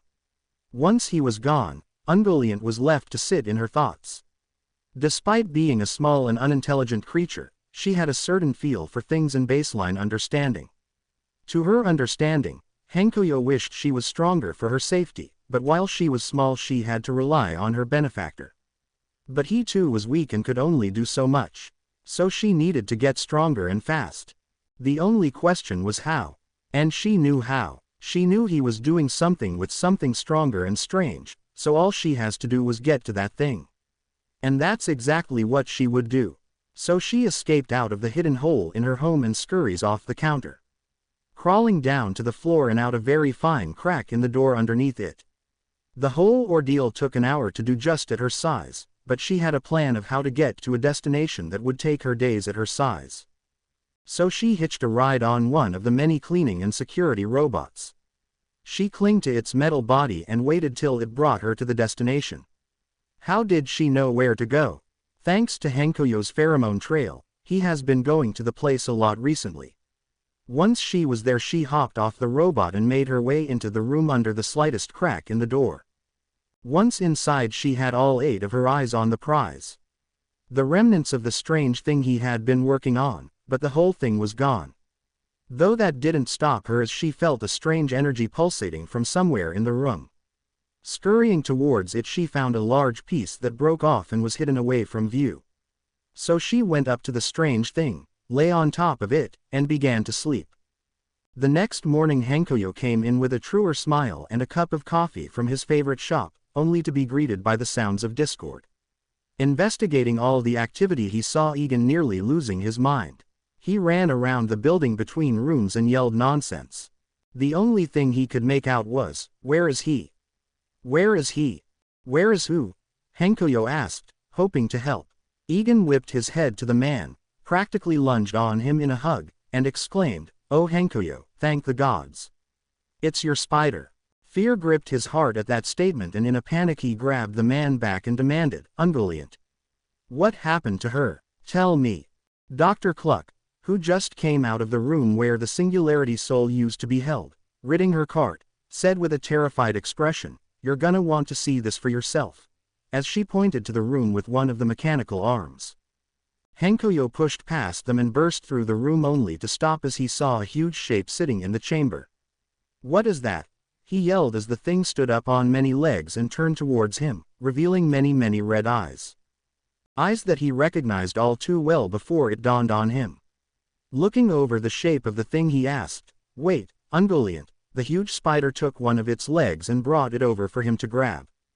When he did, he began to tear up as he ran to hug the spider's face and sobbed, "Oh my god, it is you. Wah, what happened? I think she got at the Singularity Soul and turned into this," Egan told him from behind. "But it was destroyed, wasn't it?" Hankoyo asked back. "I guess a large enough piece broke off before we transferred the resurrection quirk. Then she found it and now here we are," Dr. Orpington told them as her mechanical hand held up the last fragment of the Singularity Soul. Suddenly dark thoughts ran through the man's mind and he whipped around, trying to shield the huge animal with his body as he pleaded with tears, "Professor Egan. Please don't kill Ungoliant, please. She's my best friend. Calm down, I'm not gonna kill your pet," Egan assured him with a groan, making the man calm down. "But we do have to do something. We can't keep her here," he followed up, telling him the facts. "She's not that big," he argued back, him getting an "Are you serious" expression from his boss. "Why not just throw her into Pacifica? We're dumping Torchwick and a few other crazy things genus and cephalopod cooked up together," Dr. Orpington offered. Hankoyo shook his head violently and argued, "No. If she goes there, then I'll never see her. Then make a teleporter if you wanna see her more frequently," the chicken joker with a cluck. Then a bright expression came across the man's face as he exclaimed in excitement, "That's a great idea. I already had something on the drawing board, but now I'm gonna put my full attention into it." As they watched the happy man dash off to start his project, leaving the two in the dust as Cluck stated, glad to see him so spunky. "But what are we gonna do with her in the meantime? Torchwick and the other creatures aren't getting transported till next week. Hura and Robbie have already gone out to dig up another Singularity Soul. And knowing those two they'll have something in a day. So once they get back I guess we can use her as a guard dog for the time being," Egan told her, making Ungoliant chatter her fangs in protest. Making Egan shot his gaze to her and exclaimed, "Oh, I'm sorry. Do you have anything else in mind that a giant spider like yourself can do?" Ungoliant looked like she wanted to say something, but stopped and just shifted her dozens of eyes away. Suddenly she began to produce a silk from her abdomen and with her many legs, spun it into a sheet that she gave to the man. Looking over the dark cloth he said, "Okay, that's impressive. You want to keep the highly radioactive crystal that causes immediate changes in a creature, with the already giant spider?" Cluck asked him rhetorically. Just then, Professor Genus came into the room with his Puripad and informed them, "No need to worry, I ran some tests and I found out she's immune to the radiation." Funnily enough, just before they all could relax, he then followed up saying, "Also she eats light and uses it to spin webs made from the darkness." Egan stops. He looks down at the silk sheet he was carrying. The one he was just given by the same spider they were talking about. Realizing it was made of an intangible substance and asked, "What?" As if nothing else could surprise the man for the day, he heard a pair of fast and familiar footsteps running in the hallways and getting closer. Once they reached the open door, he heard ragged breathing he was all too familiar with. He distinctly heard two sets of feet and breathing, but only knew the first by heart. Repressing a groan he asked, "Yes, Izuku, what is it this time?" He trailed off as he turned around. Catching his breath with Chopper beside him, Izuku heaved out, "We have a problem." "What kind of?" He fell off while looking at what he held in his arms and finished asking. "Problem." A little bundle of white was tucked protectively in his arms and it unraveled to reveal a small girl with long white hair, red eyes, a single horn on her right forehead, wearing ragged clothes, and covered in scars. Understanding what was about to happen, Ungoliant crafted a hammock-like seat for the professor to sit down on alongside a few others. Sitting down on the web seat he told him, "Explain everything." "Izuku, Izuku," Chopper exclaimed as he bounded into his office one morning. "Oh, good morning, Chopper." Izuku greeted him as he turned around in his chair. "Let's get breakfast together," Chopper offered in excitement. Izuku smiles and replies, "That sounds great. I forgot to eat before coming here. What did you have in mind?" "Cotton candy," Chopper exclaimed excitedly without missing a beat while jumping into the air, thinking of his favorite food. Izuku's sweat drops but keeps smiling as he tells him, that's not a breakfast food, Chopper." "Ice cream. No. Candy. Nope. Chocolate." Izuku sighs as he puts on an exhausted expression, telling him, "You can't have sugar first thing in the morning." Chopper looks down in disappointment but Izuku quickly changes his tune and informs him, "But you can cheat it with donuts." "Donut?" Chopper asked back inquisitively. Seeing he had no idea what he was talking about, Izuku explained, "Yeah, they're like little tire-shaped pastries with just about anything on or in them. I know a place that sells American-style meals. We can get donuts there." "Yay!" Chopper cheered while jumping up into the air. Before leaving the facility ground, Izuku donned a simple disguise since he was afraid of being spotted by any more quirk activists. Foregoing the lab coat and wearing some of his more plain clothes while wearing sunglasses and a sick mask. After some time, the two boys made their way to the restaurant that Egan frequents. Once they had a seat and got their food, Izuku was surprised by what Chopper got. While he had a plate of eggs, bacon, sausage, toast, hash brown, and a pancake, Chopper on the other hand had over 24 donuts, pancakes with chocolate chips, chocolate syrup with whipped cream, and a huge glass of chocolate milk. Izuku was equally impressed and disgusted by the amount and how fast he ate it all. It was like watching a shonen protagonist scarf down food after a long battle. From the amount of sugar alone he was consuming, his orange juice looked too sweet to drink. But no matter what, the reindeer didn't slow down. "Easy, Chopper, you're gonna choke." Izuku tried to warn him until he stopped and made a face. Izuku sighed as he watched his little friend chug down the chocolate milk to help pass the food down. "Told you so." He groaned. After taking a breath from the food going down, he gasped before exclaiming with tears in his eyes, "But it's so good." Izuku just sighs as he picks at his food, watching the little animal continue to scarf down the remains of his breakfast. After a bit of silence, Izuku inquired, "Hey Chopper. Why did you wanna become a doctor?" At this point Chopper has polished off all his plates and looked down at the table while answering, "It's a bit personal, but I'll tell you if you tell me." Izuku nods and Chopper tentatively sips his chocolate milk while saying, "It goes back to my earliest memory." Izuku almost regrets asking now, knowing he was in for an origin story. "I was once a normal wild reindeer when a strange gas hit my herd. I found out later it was the government trying a bioweapon that could potentially cause the awakening of quirks inside a dormant body. Out of everyone in the herd, I was the only one affected, at least until I hit 4, Chopper tells him. Stopping him for a moment he inquired, 4 in human years or reindeer? Chopper blinks twice, thinks, then says, yes. Anyway, I gained self-awareness one day and my body changed. With this, plus my small size, I was kicked out of my herd. But being able to take a human form, the local people tried to hunt me down. Until I found someone special. He trails off with a sad nostalgic smile before continuing, his name was Hiralik.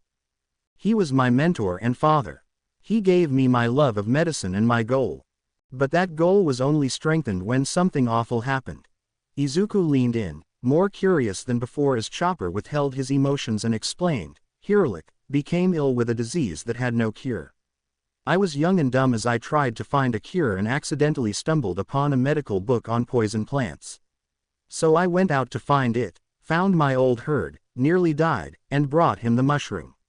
He cried, hugged me, ate it, and, he trailed off while tears ran down his face. Izuku saw this, almost panicked, but told him, you don't have to finish that. But, why did you think a mushroom would be his cure-all?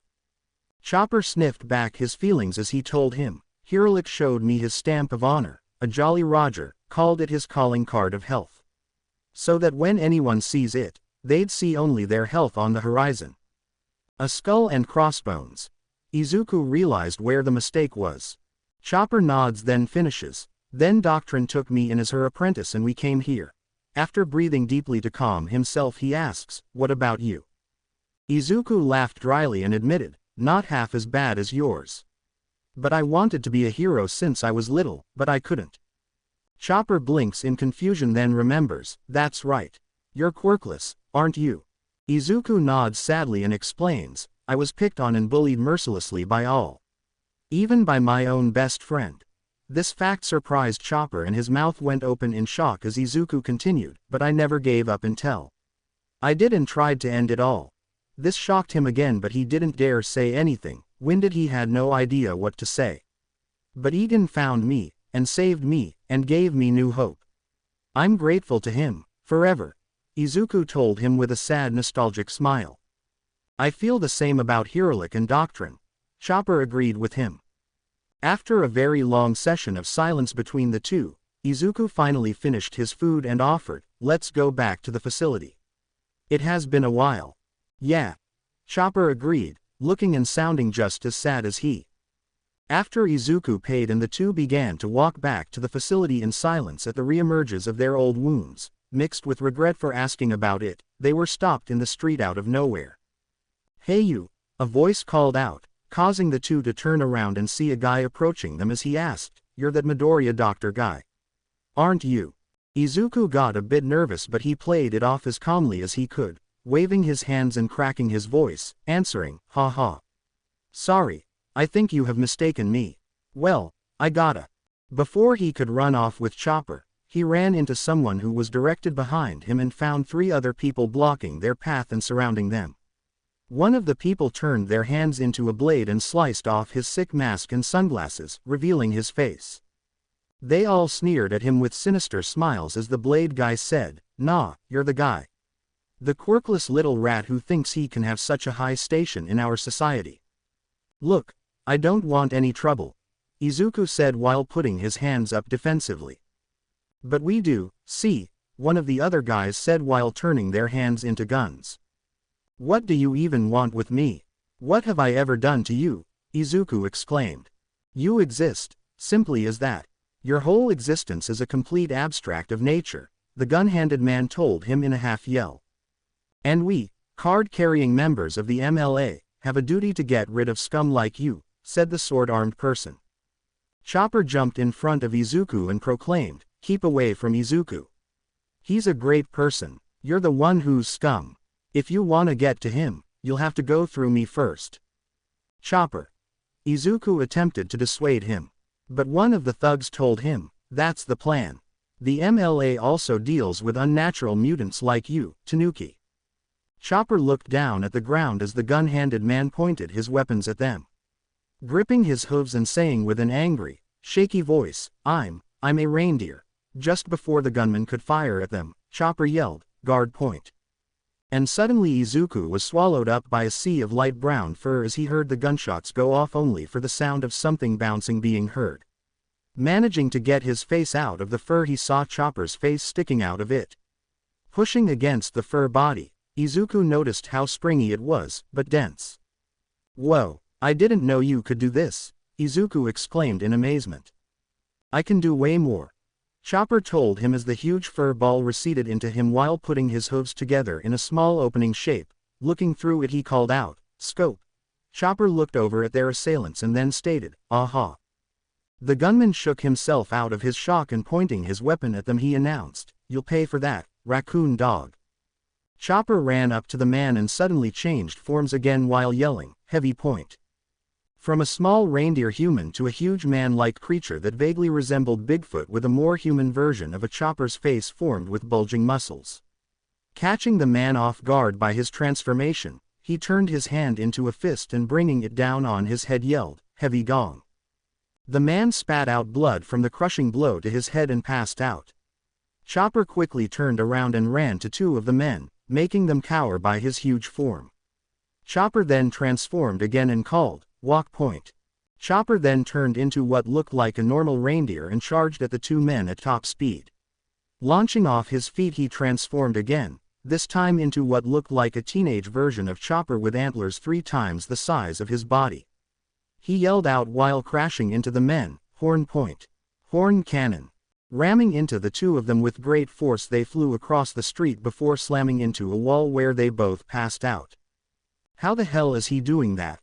one of the goons announced as he turned his head into an old cannon and yelled, "Take this." The shot was fired and the shocked Chopper appeared to be led into the attack. "Got it," cheered the man at the smoking spot.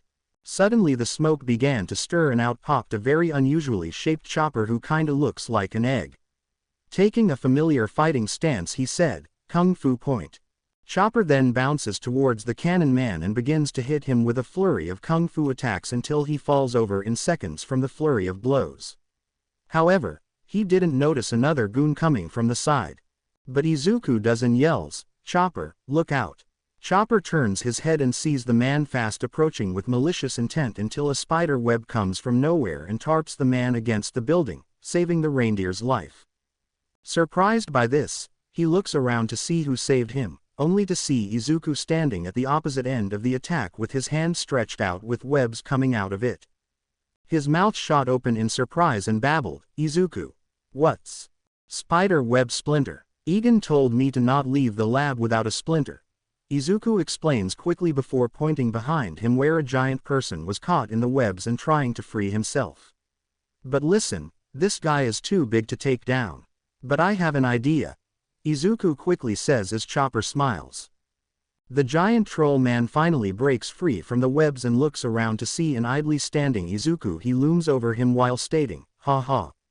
All alone, just like any quirkless runt." He then quickly surveys the area and asks him, "Hey, where'd the raccoon go?" Izuku pouts and then tells him off, "He's not a tanuki. He's a reindeer," Chopper announces as he bursts from the ground with horn point. Suddenly the ground gives out under the giant man and he falls to his chin where he knocks it hard, stunning him. From there Chopper turns into walk point and grabs Izuku on his back where he runs around the giant while Izuku secured him down with more webs. After going around twice they finally stop. Izuku jumps off Chopper as he turns back into his brain point.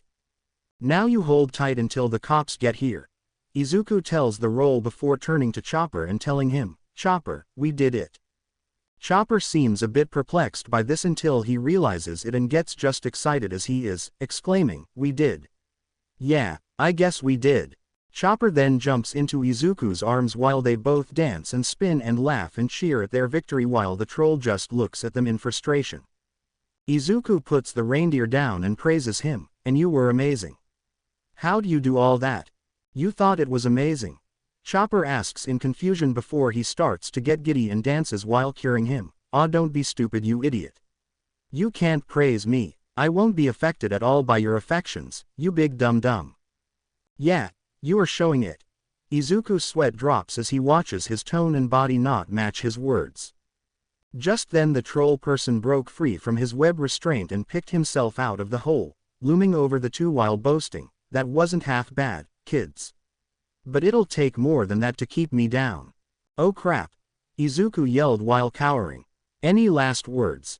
the troll asked them as he smiled with his sharp teeth.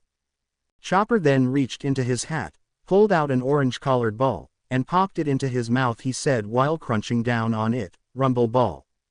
At that moment, Chopper began to grow and grow and grow until he outsized the troll man. His antlers grew large and twisted, his body shaggy, and his form like that of a twisted depiction of a Wendigo. "Wah, what the?" the troll cried in shock while looking up at the monster. Chopper roared and reeled his hand back while yelling, "Cloven rose palm." Chopper hit the troll square in the face with his open hoof hand and knocked him so hard he went down in one blow. The huge monster then turned around and loomed over Izuku, who was starting and standing idly in a mix of shock and horror. Gulping, he asked cautiously, "See Chopper?" Chopper smiles and says back, "It's okay, Izuku." Quickly calming down, he gets excited and calls out, "Whoa. I don't even know where to start. But you look so cool." Once again his eyes light up and he begins to get all giddy and dances while insulting him. "Oh, stop it, you fool. You can't make me feel all giddy over your compliments." Izuku laughs awkwardly before he feels the ground underneath him start to crack and give in. He looked down seeing the fast-forming cracks and exclaimed, Chopper.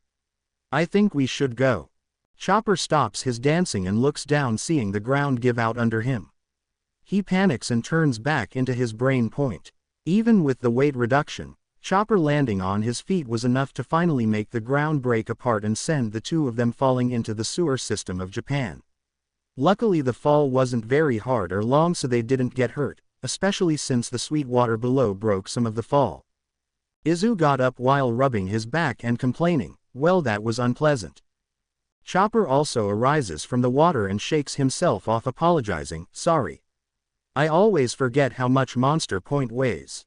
Izuku tries his best to wring out the sewage and tells him, "Well, let's get out of here and back to the lab before Egan freaks." "I think he'll do that anyway when he finds out," Chopper tells him before his ears perk up and he says, "What was that?" "What?" Izuku asks back. "I heard something," Chopper tells him, making Izuku stand on edge as the reindeer looks around with his ears before pointing to a spot and shouting, "There." Izuku took hold of the splinter and called out while holding his hand and demanded, "Come out. I don't wanna hurt you." Just then a small child peeks around from behind a corner, her face wet with tears as Izuku calms down and says, "It's just a child." "Thank goodness." Chopper sighs with relief. Izuku puts his hands down and holds them out while going down to her level and saying in a calmer tone, Hey, it's okay. I'm not gonna hurt you. You just scared me, that's all." Bit by bit the girl comes out of her hiding spot and walks towards Izuku through the sludge until she finally rests her tiny hands on his larger one. There she tears up and asks, help me." "Of course, I'll help you.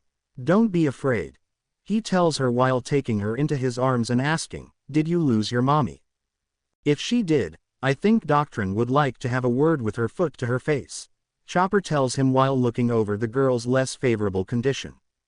"What's a mommy?" the girl asks back. The two boys' eyes widened with shock and Chopper states, "That's not a good sign." "Then what's wrong?" Izuku prompts her further. She sniffles a bit before saying vaguely as she looks behind her, He's coming." "Who?" Chopper inquired. "The bad man with the mask," she exclaimed. Izuku pets the panicking girl's head and tells her reassuringly, "Don't worry. I'll protect you from that man. We'll take you to a safe place. We will, Chopper exclaimed. Yes, of course we will, Izuku stated back firmly. What's your name? He asks the girl gently. Eri. She answers. After explaining their whole story to the man, Egan's eyes roll back and he falls off his hammock as Izuku says nonchalantly, and Egan went into cardiac arrest again. Again? Chopper exclaimed in fright. I'm on it, Dr. Oprinton says as she comes in on her cart with a defibrillator. Putting it on his now bare chest, she says, clear. A shock of electricity jolts across his body and Egan's gasps air while yelling, I leave. Welcome back to the land of the clinically depressed, Professor, the doctor tells him. Good to be back, Egan says back sarcastically while coughing. So you stole a kid? Egan watered down their story while buttoning up his shirt. I didn't steal her per se. Just taking her away from a perceived threat, Izuku said with an uncomfortable smile. That's kidnapping, Egan shot back. Does it count when a kid looks like that? Chopper shoots back. Looking at the girls in the teen's arms, he shrugs and agrees, good point. But where did she come from? Professor Genus asks. She hasn't said. We just got here as fast as we could, Izuku informed them. Through the sewers, Chopper adds with a disgusted shiver. That explains the smell, Genus says while pinching his bare nose. It's days like this that make me glad my sense of smell is practically useless, Dr. Orpington says with satisfaction as Genus glares at her gloating. Egan sighs and says, well, let's clean you three up, give you a checkup, and figure out what to do with Emmy. Eri, Izuku corrects him, making Egan look off to the side. Just then Megan comes into the room and asks, Sir, are you busy? No, I just finished up here. What is it? Egan tells her as she opens her mouth, only for it to fall short when she looks behind him and sees the huge spider standing behind him. She points to it in fear and Egan sighs while saying, yes, I am aware of the giant spider behind me. Was that there the whole time? Chopper exclaimed while seeing the huge arachnid behind him with dozens of glowing red eyes. Egan waved at her and Chopper off while saying, explanation later. What is it, Megan? Megan composes herself and clearing her throat she says, the Prime Minister and Principal of UA are on the phone in regards to Pacifica. Me with a chainsaw. Egan blankly curses, only to feel immediate regret as he looked over to Eri who had wide eyes staring at him. Even everyone else was staring at the girl, which is when he carefully asked, she didn't hear that, did she? Let's pretend she didn't. Izuku agreed. Changing subjects he says while rolling up his sleeves, Genus, you help the kids clean up, change, and go to Doctrine for a physical to make sure they did discover a new disease. I gotta do an adult. After a long while, Egan finally emerged from his office looking both pale and exhausted as he marched through the hallways with Doctrine at his side and he complained, what? Drag. How'd it go explaining a new sub-content in the middle of the ocean? She asked him in a serious tone. He blew a raspberry and explained, Nezu was understanding that it had nothing to do with him directly. But the Prime Minister, that bitch can make you wanna claw metal. I asked her if she wanted to keep an ever-growing dragon in Japan and find a way to feed it. I'm surprised she didn't take you up on it. You know, to use it as a super weapon, she inquired. He shook his head in a form of aggravated amusement and told her, oh she did, but only after I told Torchwick wouldn't listen and would probably kill everything. Did she? Doctrine tried to ask. Only for Egan to cut her off and list off in irritation. Yes, she asked if I or Izuku would want to join the armed forces. I politely declined and told her we had no interest or skills in running an army over one dragon, and that he was a baby. She then chews on her toothpick a bit while staring at him. Knowing she wasn't here to let him vent, Egan got to the point of her company and asked, but enough of that, how's the kids? Clean and disease-free, thank goodness. But that Eri girl is a different story. She explained while telling him, she was so scared the entire time. She has to bathe with Izuku. She wouldn't leave him and every time one of us came in, she would start to shake, especially around Dr. Orpington. And don't even get me started on the medical devices. I thought she'd pass out when I pulled out a stethoscope. There's more to her. What about her quirk? Egan prompted further. This was when Cluck came beside him in her chart and said, "It took us forever to get a blood sample." She was crying and clinging to Izuku, begging him to make a stop. Eventually, we drugged her. Egan stopped as he grabbed the chicken by her neck and exclaimed in a yell, "You what?" Laughing nervously while Doctrine looked on in amusement, she said, "Perhaps I should rephrase that. We used the drowsy poppy to put her to sleep." Egan thought back for a moment and remembered when Dr. Hollyhock brought that same plant to him. It looked just like a regular poppy flower, but once he took a whiff of it he was out like a light for 2 hours. From what he was told after the fact, it was supposed to help people with severe insomnia. After hearing this he calmed down and let the bird go while saying, "You should have said that." "So, what's her quirk? You're never gonna believe this, but she's one of those rare singularity cases," Cluck told him. "She is," Egan and Doctrine said in unison. The chicken nods and taking out her Pura pad she explains, "It's called Rewind, and it causes any and all living matter she comes in contact with to revert to a previous state. Both physically, biologically, or evolutionary." "Crap," Egan said while biting his fingers. "And she has no control over it," she added. "Double crap," Egan exclaimed. "But that's not all," she adds again, getting amused by his expression. "Please don't make me say crap any more than I have to," Egan practically begged while grabbing his hair. "I read her mind with the telepathy splinter, and for a long time she was in the company of the Yakuza," she explained quickly. "Yakuza?"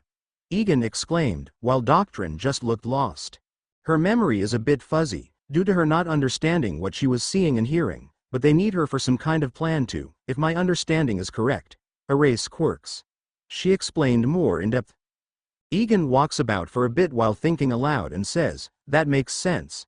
If Eri can cause a living thing to revert to a previous state, then that means she can cause a person to go back before they got their quirk or even just erase the gene from their DNA entirely." Cluck shivered at the thought and stated, "I don't want to go back to being a normal chicken." Seeing this was already getting out of hand, Doctrine unplugged a bottle of wine and said with surprising calmness, "Well then we have to tell the Prime Minister about this. If we have her then it is only a matter of time before they come to get her." Egan sighs exhausted again and tells her, "I'm already dancing on eggshells after she found out about Pacifica and Torchwick. I'll try the Hero Public Safety Commission." A bit later Otto and Anima had waited a long time for Egan to come out of his office, but to no avail. Whatever he was saying to the HPSC had to be important for it to be going on this long. However, curiosity overruled any sense of moral high ground and they both placed an ear, or whatever Otto has, to the door and listen in. From the sound of it, it seemed like they had just come in on the tail end of it. Judging by the sound of the ever-increasing stress in their boss's voice. "This isn't a joke. We're in real danger here and if they come we'll—" "What? Hello? Hello?" Egan called out from the phone line before he screamed into the receiver. "Jump up your ass and die." The two scientists quickly moved away from the door as they heard the sound of his angry footsteps stomping towards them. Egan came out, leaned against the door, and pulled his hair back while exclaiming in terror, "We're dead in the water. They won't believe me." "Then what do we do now?" Otto asks. Egan slams his fist into his palm and declares, "We prep and strike back when they do." The two scientists look at one another, nod, then turn back to the man where they nod in affirmation. But before they could start on this plan, a peppy and familiar voice called, "Ah yeah. Check it. Ace researchers Robbie and Pura have come back. Hee hee," called the voice of Robbie as he struck a pose in the hallway with Pura holding her signature rock on hand sign to her winking face. Egan dashed towards the two, grabbing them in a hug while exclaiming, "Robbie. Pura, am I glad to see you two safe and well. Didn't realize we meant so much to you, Professor," Robbie said a bit flattered. Egan pulled away and replied, "Well that and we're probably gonna be attacked by the Yakuza soon." "What?" Pura asked as her glasses nearly fell off her face. Egan waves them off and then inquires, "I'll explain later, but first, I didn't think you two would be back so soon." Robbie smiled brightly while saying with a dance, "When you have an army of mechanical wonders to do all the nitty-gritty, things progress real fast." We went back to the location you found the Singularity Soul the first time around and established a base camp. Afterward, we found a vein of the Singularity Soul and came back here while leaving the robots to continue excavation. Hira informed him while showing off huge crystal nodes of the Singularity Soul carried by robots. Egan sighs and says, "It's good to know we'll have a larger supply. And a new guard dog for it." The two ancient scientists look at one another and shrug, and just before Egan goes to take care of other businesses, Robbie exclaimed, "And one other thing." Egan turns around inquisitively as he tells him, "While mining for this stuff, we accidentally stumbled upon an ancient cave where we found something cool." Egan waits for the rest of the story, but when both were just drawing out the tension, Egan practically yelled, "Well, don't leave us in suspense. Tell us what it was." "We're not entirely sure what it is, whether it's a new species or alien," Hira started. "We're going with aliens," Robbie interjected. Hira sighs while pushing him aside and saying, "But we found this." Then two robots brought in a huge tube tank with what looked to be the largest bluest starfish that had ever been seen. In addition, it had one huge yellow eye in the center of its body. With mouths dropped open in shock, Hira introduced, "We've decided to call it Starro." Anima was frantically taking notes and pictures while Otto fainted. Egan managed to calm down and not go into cardiac arrest again as he breathed deeply and said as nonchalantly as he could, "Well, I'll be damned. They did bring me an alien. So what can you tell me about our friend Starro?" Egan asked Professor Genus as the two observed several scientists running around the starfish alien and doing things to it, from behind the glass of the observation room. Genus looked over his Puripad and informed him, "Every living creature in this world is carbon-based. This isn't anything else," Egan prompted. "Sentient, sapient, has its language. The whole 9 yards," he answered back. "But you can't talk with it?" Egan inquires. This time it was Izuku who answered as he walked into the observation chamber, "Not even a little.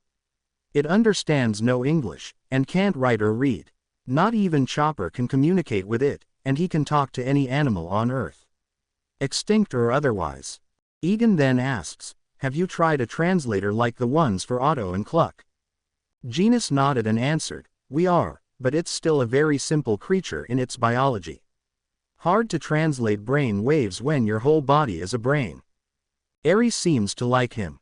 Izuku chippered in, watching the young girl, now clean and in a change of clothes, stand and stare memorized by the alien.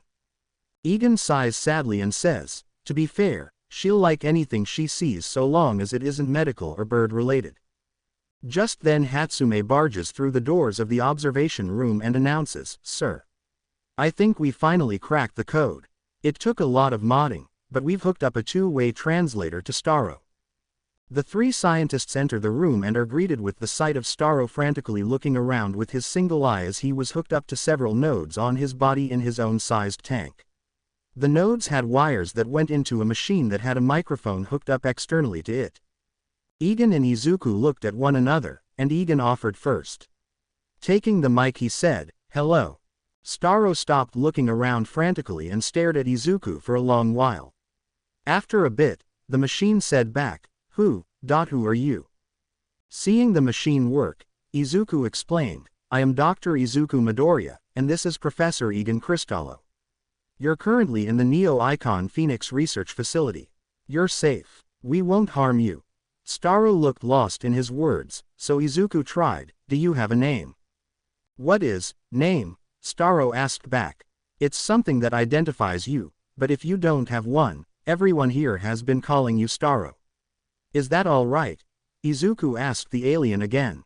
Starro looks around a bit before deciding, "Starro. Yes, I am Starro. Where did you come from?" Egan asks the starfish. "Up," he said. "Up," both he and Izuku said at the same time. Starro turned his eye to the ceiling and explained, "Up in the stars. From my home, but I'm not home. Haven't been for so long," he said with a voice of longing before staring intensely at them and stating firmly in a seemingly dangerous tone, "I want to go home." "I'm afraid we can't do that," Izuku tells him. "Why?" Starro asks back in a calm demand. "You live on a planet, yes?" Izuku prompts further. "Yes. Large, blue, warm, Beautiful, Starro described while looking up. We have no idea where your home world is or any way of getting you there. I hate to tell you this, but you're stuck. Egan breaks the bad news to it. Stuck? No, Starro said back in disbelief. But Izuku quickly interjected and told him, but don't worry. Here at NIP, we're making leaps and bounds in all fields of science. So we'll get you home one day. Just not today. You just need to wait. Starro looks around before replying with gratitude. Wait. Yes, I can wait. Thank you. Let out you into something more comfortable than this tube. Egan's offers, and he can almost swear the alien looked happy. Just before wrapping up in the observation room, Robbie exclaimed, one more thing. All eyes turned to the man as he proclaimed, while transporting Starro, I think he had babies. Gracefully moving to the side, 3 robots held up a fish tank with what looked to be a smaller version of Starro freely swimming around. Holy crap! Egan murmured as he bit his fist, and Izuku stared in wonder at Eri. Not babies. Starro suddenly said. Going over to the mic, Izuku asked, sorry. Not babies. Me. Starro affirmed vaguely. All the scientists looked at one another wondering what the alien meant until Genus piped up and inquired, isn't that just what babies are? A smaller version of you and your partner. What I think he means is that they are metaphysical extensions of his consciousness. Once the copy adheres to a host, they can communicate what Starro thinks and feels, even allowing him to understand a foreign language and control said host like a puppet. Pura answered for them while bursting into the observation chamber. All the scientists go from staring at her to one another, then back at her, where Izuku asks, that's all well and good, but how did you figure that out? She then motions into the hallway where they saw something both amazing and terrifying. Laying on the ground and being attended by other robots, was a robot who had its faceplate ripped off and its AI processor was destroyed and fried. It looks damaged beyond repair, with only short-circuiting and spacing from whatever was left of the motherboard. Next to it was one of the little Starros that appeared to be dead with the faceplate stuck to its underside. And apparently when removed from the host, it kills them and the copy. Pura put forth. I'm glad it was just a robot. Izuku sighed while biting his fist in stress. Suddenly a light bulb went across Egan's head and he stated with a knowing smile, and I think they could come in handy. Hidden within the many cities of Japan was a storage and package facility that was used as a crafty cover-up for the main base of the Yakuza. Within its confines is the office of its current leader, Overhaul, waiting impatiently for any news on his recently vanished secret weapon. At some point, his second-in-command, a gray-haired man shaped like arrows known as Chronostasis, enters the office and stands before his leader while telling him, Sir, we've located where Eri is. She's been brought to that new research facility that opened recently. But the tracker died after a few hours. For all we know, they could have taken her elsewhere. They wouldn't. Overhaul says with certainty. His right-hand man looked at him in confusion as he continued, they know about us and that we would find them. They're trapped and know it. What do you suggest we do? Chronostasis asks. Well, try diplomacy, then invade. Overhaul tells him after thinking it over. The gray-haired man bowed deeply and said, right away, sir. With that, he took the phone to his boss's desk and punched in the numbers for the NIP building, let it ring, then gave it to his boss. The phone rang for a second, then was picked up where the voice of Josie. Hello. This is the front office of the Neo-Icon Phoenix Research Facility. This is. She tried to say until Overhaul cut her off viciously. Cut the crap and transfer me to you, boss. This is the leader of the Yakuza speaking. He hissed at her in a firm tone that emanated ever but of his repressed rage. The woman gasped before the line was cut, and a moment later, Egan picked up, not sounding happy at all as he half yelled back, Professor Egan Cristallo. Who is this and why are you making my staff cry? This is Overhaul of the Yakuza. Overhaul told him. There was silence for a long while until Egan spoke up again and said sarcastically, Reet. And I'm All Might's mom. Overhaul said nothing in return, and feeling what the man was putting out over the phone, Egan observed aloud, You're serious? Well, I have nothing to say to you. I'm reporting you to the heroes. Before he could hang up, Overhaul slammed his hand on the desk and said, I know you have her. Egan paused and asked back, Her? Who's her? The girl, Eri, she's my asset. Give her to me and I won't dismantle your whole building, Overhaul offered. Suddenly the phone was taken from him and a new younger voice answered. Ah geez, that sounds like a real convincing argument, the voice said with heavy sarcasm, before drawing it out in silence and saying, boo it, nah. If you want her, come and get her, if you can. Don't worry, I'll make a spot ready for you and your group in our morgue. Toodles. The phone line went dead and Overhaul slammed the phone back on the receiver with enough force to break it. After seeing this and waiting for his leader to calm down, Chronostasis asked, invasion. Overhaul gripped his hands tightly and breathed an angry sigh before affirming, invasion. Sometime later, here they come right on time, Hira said as she looked through a periscope device attached to the building. A few miles away from their location, several large carrier trucks were zooming their way. Not so inconspicuous ones that immediately tipped them off that they were part of the Yakuza invasion. They knew it would happen today, the planes calculated it, and the thugs proved them right. They are way too easy to predict. Cho scoffed as she manned a set of controls that maneuver the many defensive measures in, on, and around the building and its land. Seeing the trucks get within a mile of them, Hira told her, begin the defense measures. Cho pushed some buttons and said, raising the gate and tower turrets. As the trucks rapidly approached, a long line of thick concrete walls erected up from the ground around the edges of the facility's property lines, 20 feet high and 2 feet thick, with an added illusion splinter on it making it appear to be made of something flimsy. Besides them were several small towers of concrete that had a single turret gun on top. The turrets locked into the incoming trucks and began to unload their ammunition. The trucks sustained heavy damage but kept pressing on until they came to the wall. Thinking they would easily break through, they didn't stop until they saw 3 trucks hit the wall and explode. The ones who stopped short ended up exploding when the wall plasma cannons began blasting them point blank. All seemed well until one of the trucks, that was farther back, sped to the wall, and everyone inside jumped out just before impact. When it did, the vehicle exploded in a blast so powerful that it destroyed the wall and 2 of the tower turrets. Hira groaned and reported, they broke through our first line of defense. Activate roadblocks. Cho nods and pushes more buttons to affect the outside. As several trucks rushed in through the new hole, many more hidden traps sprang up. Road spikes that burst the tires, piping that spilled oil, and even mechanics that made the street uneven with potholes and bumps, making many more vehicles tumble over or crash, allowing the turrets to take them out.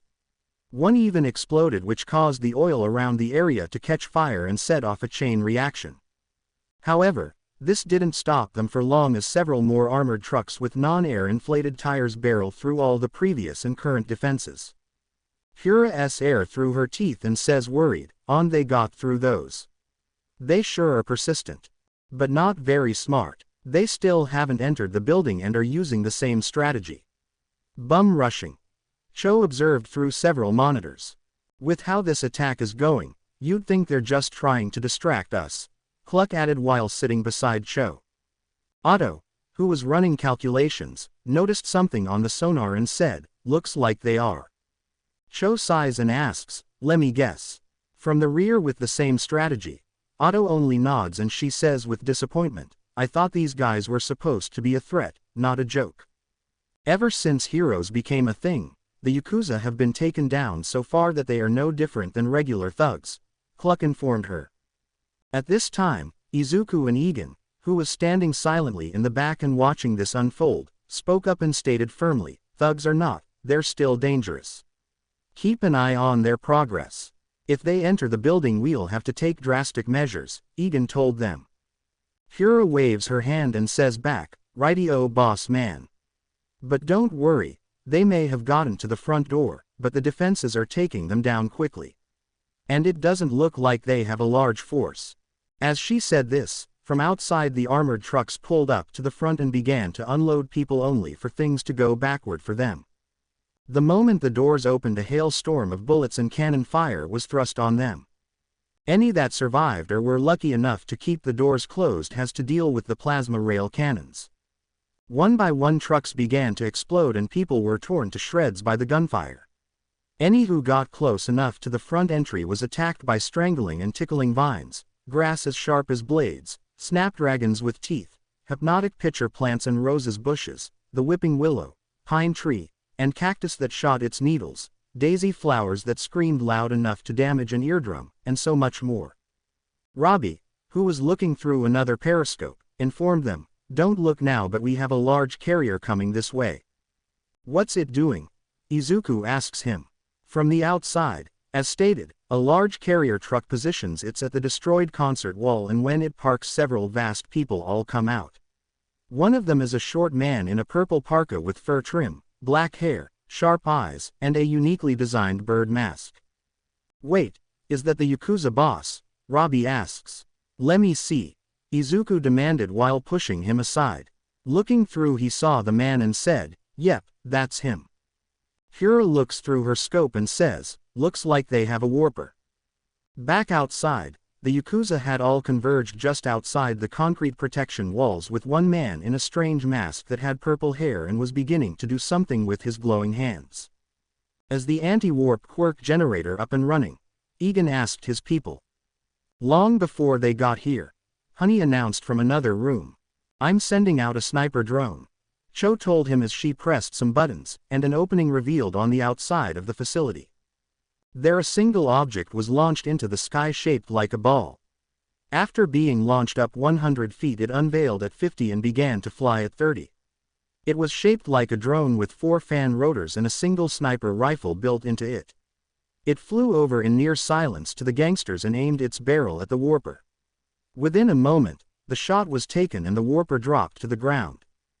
"Got him. Now for the leader," Cho announced as she maneuvered the barrel towards the leader. Once she had the man in her camera's sight, he turned and looked at the drone, suddenly causing the picture to go static for a moment before he did some kind of motion, and the drone was knocked from the air before hitting the ground and cutting off the video feed. "What the? Something shot down the drone," Cho announced. "What are they even trying to accomplish? They lost their whole armada. How are they expecting to get in?" Robbie asked as the back security measures were also breached and fending them off. Thinking about all they have witnessed so far from the Yakuza's invasion, Izuku thought it over in his mind while muttering quietly to himself. Then a thought crossed his mind and he said with dread in his tone, "Wait a second, I've seen this before." He looked through one of the cameras and saw Overhaul doing something and remembered his quirk. "Oh no, this is bad," he exclaimed while jumping back. Everyone looked at him and Egan asked, "What?" "Cannon fodder," Izuku exclaimed as he ran to grab something sturdy. "Cannon fodder. Wait, oh no," Egan exclaimed as he too realized what Izuku was saying and doing. Before anyone could inquire as to what their bosses were talking about, he too grabbed onto something sturdy and yelled. The attack was just to clear a path. "Take cover," Izuku yelled as the other scientists scrambled to hook themselves down. Back outside, Overhaul had removed his glove and placed his hand on the ground ever so slightly. Upon this, the very earth shot out like a wave mixed with a bullet and hurtled right for the building. The security measures could do nothing at all as all of them were destroyed or uprooted by the blast of earth and stone. The front of the building took the brunt of the impact and caved in a huge blast before carving the front entryway inwards and violently shaking the whole building. After the shaking had stopped and the staff regained their composure, Izuku announced, "We've been breached. Places everyone, we're taking down these wannabes once and for all. Nice place they got here. Too bad we have to wreck it." One of the Yakuza's 8 bullets comments as they walk through the now destroyed front entryway of the research building. Broken and fragmented pipes of everything under the sun litter the floor as they walk in, their leader taking the front and looking impatient and irritated. Getting inside was a snap after destroying the front way thanks to their boss's quirk. All the defense measures had been busted beyond use and anything left was double destroyed thanks to Rappa and Hekiji. Nothing was left to surprise them as they casually strolled inside. A small cadre of around 24 Yakuza grunts was left after the initial attack, alongside the 8 bullets, the boss, and his right and left-hand men. But before the bullet could start destroying anything that was still standing or left untouched, Overhaul firmly and strictly stopped him as he said, "We're not here for vandalism, just the girl and the heads of all who work here. Especially that of Professor Egan and Dr. Izuku." "Yes, sir," all the Yakuza said together. One of the more peppery members of the 8 Bullets got fired up and exclaimed, "No one mouths off to the Yakuza. Let's get him." "Wait." Overhaul stopped him before he rushed in. Looking around a bit, he pointed to the first dozen underlings and told them, "You all go ahead first." The underlings gulped nervously and nodded as they all took up arms and began to carefully walk through the main foyer. Things seemed to be going well so far, nothing suspicious until they came upon the main fish tank at the center of the room that somehow managed to get broken open by the attack. Inside the tank were many different fish that had been experimented on at the facility, mostly for profit. Fish are deemed safe for the public to have on account of them being nearly harmless and pretty to look at. Inside with all the strange fish in the surprisingly large tank were dozens of rather large blue starfish with a single yellow eye staring off into nothing.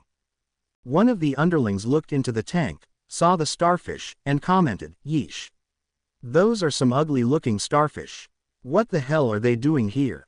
Another grunt joined him to stare at the strange creatures, only for one of them to move its single eye in their direction. The first grunt asked, "Wait, is it looking at us?" Before they could think about it, the second grunt felt something wet hit his head, and looking up he saw that one of the starfish had climbed its way up the side of the tank and was looking down at him. He gasped, and before he could do anything else, it jumped down and latched onto his face. "Ah, get it off! Get it off! Ah!" he screamed as he tried to rip the creature off of him. As this was happening, one of the other grunts looked to the top of the tank and saw a huge number of them crawling out and yelled, "Look out! Here comes more!" As he said this, all the ones left in the tank quickly swam to the top and jumped from the water and other the side, where they began to fly all over the place and latched onto each and every one of the nearby grunts. After they were all caught, they flew toward the other Yakuza members, where Hekiji put up a force field around them. All except Rappa, who moved away from the protection and ran toward the horde of flying invertebrates. "I'm gonna fight the starfishes," he yelled while preparing his punches. "Rappa, no," one of the Bullets called out. Overhaul stopped him and said, "Let him go. It seems they do not affect him. Or they need a sizable and uncovered face to latch onto." Hekiji observed as he watched how no matter what they did, the starfish couldn't latch onto his face, and the huge man was punching away swarm after swarm of them till there were none left, apart from his body, where he pulled them off and threw them to the ground. "That's the last of them," he called back as the ground was littered with the dead creatures and the seemingly dead bodies of the grunts that had gotten a starfish latched onto their face. One of the Bullets walked to one of the downed men and asked while poking him with his foot, "Are they dead?" The question was answered as the single eye looked at the man and grabbed his ankle while screaming, "You will die. Filthy low lives." The Bullet screams and kicks him off as he backs away, watching as all the other people rise back up with their emotionless starfish-covered faces as they all zombie walk to the gangsters and say in unison, "Starro will protect his home. Starro will protect his family. You will die. Mind control starfish. Interesting," Overhaul said in amusement. The dozen mind-controlled people began to march towards the villains, trying to swarm them. That's when Rappa jumped in again and exclaimed, "Don't worry, I'll just rip them off and they'll be back to normal." With that he grabbed the closest one, took hold of the starfish and in one swift motion ripped it off alongside the person's face. Both falling limp and dead in the huge man's hands as he muttered, "That didn't work. Then I guess they're lost to us." Overhaul sighed, irritated at losing more people. The ensuing battle didn't take long due to their slow speed, unused of their host's quirks, and tactics that involved surrounding them. The only thing working in the favor of the mind-controlled grunts was the fact that they didn't experience pain and can still move even after many broken bones or missing limbs. Within minutes a dozen grunts were dead on the floor with all the other mind-control starfish. Chronostasis looked down at their fallen people, then at the remains of them, looked to his boss, and offered, "Sir, I don't think we should go onwards with the invasion and extraction. We're the only ones left and we still don't know what traps and other things are like in here." Overhaul snapped his head to him, causing the man to Juno, as Overhaul affirmed, "We get the girl. That is the top priority. We need her." Chronostasis bit his tongue and replied, "Yes sir. Fan out and find her. Kill anyone or anything that gets in your way," Overhaul ordered. But before they could do that, one of the Bullets pointed down the hallway and asked, like the horde of robots coming this way. As stated, a massive horde of more advanced robots with top-of-the-line weapons came down from the dark hallway in several lines of dozens of single units. The one in front, the leader, commands, "Surrender and you will not be harmed." Overhaul groans and says while taking off his glove as the robots surround them with weapons drawn, "How annoying. These guys just don't know when to give up, do they?" Kira asked as she and the staff locked up inside the security room watched as the Yakuza tore through the mass of robots. "If it weren't for their leader, the big one, and the one with the force field quirk, then we'd have dealt with them already," Robbie said as he pressed buttons to ready the indoor security. "Guess we gotta get our hands dirty," Cho said as she cracked her knuckles. "I should have stayed in bed," Wiley groaned. After they made sure the Yakuza would be kept busy for a time, Egan gathered everyone up and asked, "All right people, you know what to do." Everyone replied or nodded and he said, "Good, then stay safe." After this, the staff left the security room and went to their divisions to prepare their traps for the invaders. Everyone but Chopper, Doctrine, Wiley, Kira, and Robbie stayed in the security room with Egan. All left except for Izuku, who made a beeline for the facility storage area. Going to one of the man's doors in the hallway, he knocked 4 times before saying in a low tone, "The password is green banana." The door opened and he stepped inside to the dark room. Once in, he saw how it looks like any other storage room in the building. High security lockers and dozens of different sizes of mimikities. After looking around, he found the edge of a sheet and pulled it up, where he found the Morgana triplets, Josie, and Eri hidden under the sheet. The sheet in question was a large black silk sheet that was made by Ungoliant in her website of darkness. The silk produced by her had several effects, the most prominent being that it could cause something hidden under it to turn invisible and act as a one-way mirror once under. Eri was sitting on Josie's lap and watching a video on her phone with her muff on, and upon seeing Izuku she smiled. Izuku sighed with relief at seeing them and asked, "Hey girls, how are you doing here?" "We're all right. A bit spooked but we're managing," Megan answered. "How's everything outside?" Millicent inquired. Quickly glancing at the now distracted Eri, Izuku said in a low tone, "Not good. They got through easier than expected, but their numbers are limited. You know the plan, right? Stay in here under the invisibility sheet. If someone breaks in, we stay quiet and sick the mimikity on them. If that fails, we put up the force field and evacuate it to the escape pod at the back," Morgan listed off. "Excellent," Izuku praised. Just before he left, Eri tugged on his lab coat and said, "Mr. Doctor." Izuku kneeled to her and said back, "Just call me Izuku, Eri. Are you doing all right? Do you want snacks? Is everything okay? Are they here?" she asked with fear in her tone. Izuku thought up the best way to say it without upsetting her or setting off her quirk, so he smiled, petted her head, and told her, "Things are confusing right now, but we have it all under control. Do you remember what we talked about?" She nods and lists off, "I stay in here with all the pretty girls and they will protect me. And if someone comes, then I have to stay quiet. And if things get loud, then I stay calm and Ms. Jose will get me away." The girl giggles at her statement, especially at the "pretty girls" part, making Izuku blush. Clearing his throat, he praises her, "Good job. Now don't worry, we're all here to protect you. I'll come back when things are safe." With that, he puts the sheet back on top of them and leaves the room, getting ready for the fight ahead. Robotics Division. After the brawl with the robot army, the Yakuza thought the best way to find Eri with the limited amount of time and people they had would be to split up and search the whole complex. Each of the 8 bullets went by themselves or in groups of 2 or 3, alongside a small group of the dozen or so grunts they had left. Mimic was the only one to go solo since he could cover more ground quicker with his quirk. Chronostasis went with Overhaul as protection. The group consisting of Rappa and Hekiji walked down the robotics division with a small following of just 2 grunts, looking through every room for Eri, but coming up with nothing every time. After a short time, Rappa impatiently complained, much to Hekiji's annoyance. "Now where could they be?" Hekiji asked aloud, also becoming impatient. Suddenly Hatsume jumped from behind a corner and yelled while spitting a raspberry, "You who? Mr. Gangster. Get them." Hekiji commands as the grunts and Rappa run after him. They ran after him till they turned a corner and saw a flash of white enter a large open double doorway. The Yakuza ran into the room to find it to be large, honest, and empty from a large mirror at one end of the metal room apart. They looked around the room, finding nothing, especially the one-eyed man. "Where is that guy?" Rappa asked, excited to punch something. Looking around the strange room, Hekiji asked, "Better question, where are we?" "At our mercy." A voice said over a loudspeaker on the wall suddenly found the double doorway slamming shut and bolted tightly. "And unfortunately for you too. We're fresh out of it," said the voice again as they turned their attention to a large mirror.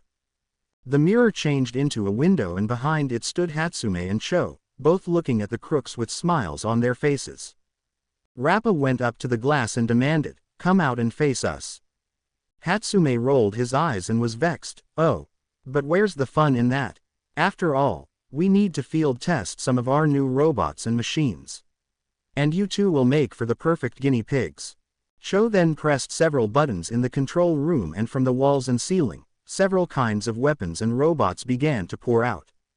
"Have fun," Hatsume said in a chipper voice. The ensuing battle was one of many broken machines and a few corpses left in the aftermath. During the fight, Hekiji did what he did best and used his quirk to protect his allies from the hailfire of bullets, energy blasts, bombs, and other such things. Unfortunately, he had to drop the shield when they needed to attack, leaving them open until he covered them back up. This was extremely hard for him as he normally had to only deal with Rappa or someone with more finesse. So in a short amount of time, all the grunts were dead, leading him to give his full attention to Rappa, which on its own was a chore. Watching as the huge man barked at him to lower the shield every time he wanted to punch something, which was almost all the time. The huge man even got hit a few times but was able to shrug it off. In the end, Rappa was able to rip apart every robot or weapon used, leaving them both extremely tired. In the wake of broken machines, receding busted weapons, and newfound safety, Hekiji said while wiping his brow, "That was actually quite a challenge." "I loved it," Rappa exclaimed with enthusiasm. "Ah poo, you defeated our weapons and machines. Well, I guess we need to do some serious rework," Hatsume said in mild irritation, pouting like a child. Rappa then raced over to the window and began to pound on it mercilessly, only to quickly find that no matter how hard he hit it, it wouldn't even shake from the vibration. Though that didn't stop him from trying, which made Cho sigh, roll her eyes, and say over the speakers, "Oh, don't even try that. This glass is quintuple reinforced. It would take all might just to even crack this stuff." Then Hekiji tried to use his air bubble move or explode lung attack, only to find his force fields constantly manifesting on the glass itself. His confusion was rectified when Cho looked at him and explained, "And don't think your quirk will work either. We've given it anti-quirk tech. No quirks pass in or out of it." "Then what do you intend to do? Keep us here till the police arrive?" Hekiji asked back in a sarcastic tone. The two of them laughed at this offer and Cho told him, "I think we can all agree we're far past any law officials." "We're gonna start with this," Hatsume exclaimed while pulling down on a lever. The two thugs got ready for something else to fight, but became confused when they saw a wall rise between them, all the way to the ceiling. "And this?" Hatsume exclaimed again while pushing 3 tune dials down, causing both halves of the room to go black. "Thanks so much for separating ourselves from one another. You made it quite easy." Cho thanked them in a vexing tone. "So you put us in different parts of a room and turn off the lights. What? Don't tell me you think we're afraid of the dark." Hekiji shot back, making Rappa laugh on the other end of the wall. Cho shook her head with a sinister glint in her eye and said, "Oh no, nothing like that at all." Then Hatsume jumped in and explained, "I'm sure you've heard of Pacifica, the new sub-content that just appeared, are doing by the way. Well, one of our co-workers was allowed to fill the island with whatever he pleased in an attempt to make a small stable ecosystem. But as you know, when you give a mouse a cookie, so on and so forth." "And?" Rappa asked back, not following at all. Cho rolls her eyes at the question and explains further, "And he made many creatures that were deemed too dangerous for the public and the continent. so they're kept here to be deemed as reworked or destroyed. Behind the doors behind you are just 2 of them. She then presses several buttons, and 2 large doors, next to where the robots came out of, opened up, where Cho told them, and as for the lights, they much prefer the dark. From the 2 newly opened doors, 2 sets of vastly different eyes bled through and stared at the 2 gangsters. They both stepped out on steady feet, breath hot and heavy, as their images came to light in the booth behind them. Yakuza jerks, may I introduce you to the Night Feeder and the Glavenus? Have fun. Hatsume announces as he turns off the window effect, causing the glass to turn back into a mirror and submerge the 2 men in advanced darkness. The Glavenus is a large dinosaur-like creature with dark red scales covering his body. 2 rows of blue, bony plates run along his back, going from the eyes to the tail. His underside is more of a cream color. The unique feature of Glavenus is his huge, sword-like tail. The tail was originally the same color as his back plates, although it will turn a rusty color or a fiery red during the battle. His hind legs are powerful and muscular, while his arms are much smaller and mostly useless in combat. The face and jaws are covered in sturdy plating, particularly resembling the head of a Carnotaurus, though the arms and proportions are modeled after Tyrannosaurus. Every step it takes is hard and heavy. The Night Feeder is a theropod or theropod-like dinosaur that was similar in size to a smaller T-Rex. Not much is known about its appearance. It remained unseen in the darkness, and its silhouette was barely visible even when light was present. However, judging by its form, the Night Feeder heavily resembled the raptors, albeit with a few characteristics unnatural to dromaeosaurids. It appeared to be a chimera of various dinosaurs, with baryonychine features in the snout, the rhizinosaurian or megaraptor claws, and an unusually short tail. Its eyes glow white in the dark with no visible pupils and its footsteps are nearly silent. The Night Feeder appeared to be covered in some sort of black, tar-like substance that drips off its body.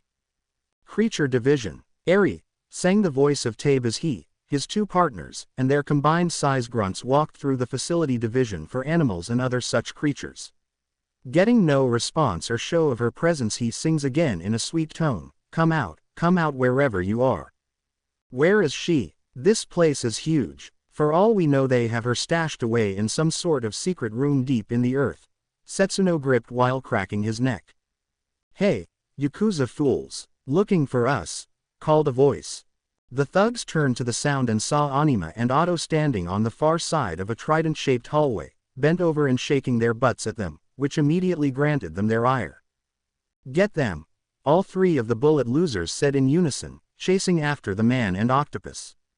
As they chased them through the winding hallways, you saw something small and familiar run down a different hallway. His brain processed it quickly and realized who it was. Eri! You shouted while stopping in his tracks. The rest of the Yakuza stopped and looked around while asking, where? Down that hallway. You points in the direction. Everyone split up. Tabe shouted and everyone went in pursuit of the girl and 2 scientists. Tabe and Setsuna went with their group, knowing Eri could have trouble in the retrieval, while Yu took his group after the scientist. The small group of 2 ran after the scientist until they saw them spilled through a doorway at the end of a short hallway. Bursting inside, they saw that Otto was nowhere to be seen, but Anima looked to be cornered at the end of a catwalk on a raised long stage.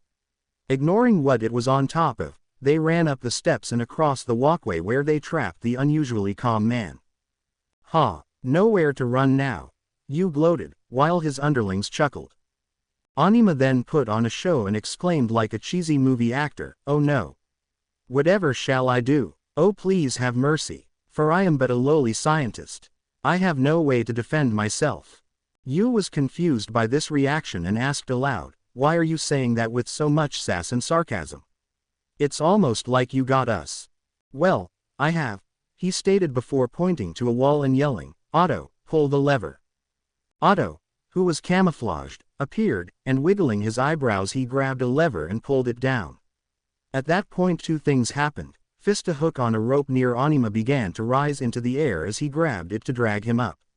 And second, the catwalk underneath them fell in and all the things fell into a pool of salt water. Emerging quickly from the water, Yu coughed before seeing his surroundings and yelling in an insulted tone, what the? You think a pool will stop us? It's what's in the pool that counts, Otto told him while climbing to the edge to watch. That moment the thugs saw something swimming in the water, and a moment later they saw something that appeared like an elongated fish with a human face. They all disappeared under the water and all was quiet, until the villains were dragged under and the water was colored red by their blood. The first of the Yakuza felled by the siren. Meanwhile, with Tabe and Setsuno, the two of them and their group of grunts were chasing after the surprisingly quick-footed Eri. Eventually, they managed to catch up to her when they saw her trapped in a long hallway with many closed-off metal doors of differing sizes. Once surrounding the small girl, Tabe jeered, "There you are, Eri. Nowhere to run now." Suddenly Setsuno notices something in the unusually quiet girl's hand, and so he asks, ready to use his quirk, "Hey, what you got there?" "A rock." Just then she dropped the rock, now seen as a splinter, and in a flash, Eri had vanished with Pete in her place. After their eyes adjusted, Tabe looked around and asked, "Hey, where did Eri go?" Setsuno grabbed the splinter and thinking of the girl he morphed into her. Dropping the splinter he morphed back and after absorbing what had happened he realized, oh. It was just an illusion. Tabe snapped his fingers and said, "Shoot. By the way, what is that thing?" "A dodo bird, if I'm not wrong." Setsuno answered watching as the bird flew up to the handle with a lane marked as, "Purge," on it and tried to push it down with his weight. Setsuno asked aloud, "Wait, what's it doing?" Pete kept jumping on the lever until it finally went down and an alarm rang out as all the doors in the hallway suddenly opened at the same time. After a bit of waiting, and nothing happening, Tabe laughed while stating, "Ha. Once a bird brain, always one. There's nothing in this place." As all the Yakuza laugh at the bird, they feel the hot breath of something large breathed on them and they halt their laughter. After a bit of suspenseful silence, one of them dares to speak. "Hey." Tabe says. "Yeah." Setsuno replies. "Tell me that was your hot breath on my neck?" Tabe asked him. "No." Setsuno represses a sob and answers. All the gangsters turned around slowly and saw a huge creature standing over them. A creature that they had never seen before. Something new and alien. Something created. They looked back and saw several dozens of eyes peeking out from the many different sized doors in the hallway. Small animalistic noises coming from within each room and getting louder and louder. They knew what would happen but didn't dare to try anything to prevent the innumerable creatures from attacking. However, that plan fell fast as Pete made an old-time bugle call and stored up the creatures. "Run!" The two bullets yell as they all begin to run for their lives from a stampede of vastly different creatures, a flock of hundreds of dodos, and Pete riding on top of the head of Gammoth as they lead the charge. Weapons Division. Rikia had just destroyed another set of large robotic arms that came from the ceiling and walls in Dr. Orpington's office, after which he looked down at the bridge and gloated, "Ha! Nothing but a dumb little chicken." The doctor clicked a laugh and said back as she casually walked into a large metal box while pecking a button, "I'd be eating those words if I were you." At that moment the cube began to reform and in seconds took the shape of a mech with two huge cannon-like weapons in its arms. It was so big it vastly outsized the large man himself. The doctor glared down at him with an expression of glee and sinister intent. "What the?" Rikia exclaimed as he stepped away, but shook back his nerves and stared. "You think that just because you ride a mech and can talk that I'm intimidated?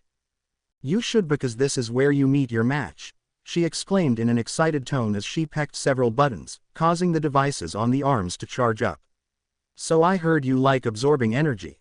Let's see how much you can take," she offered while activating them. Suddenly the cannons blasted the man, but instead of destroying him, they instead started to be absorbed by him.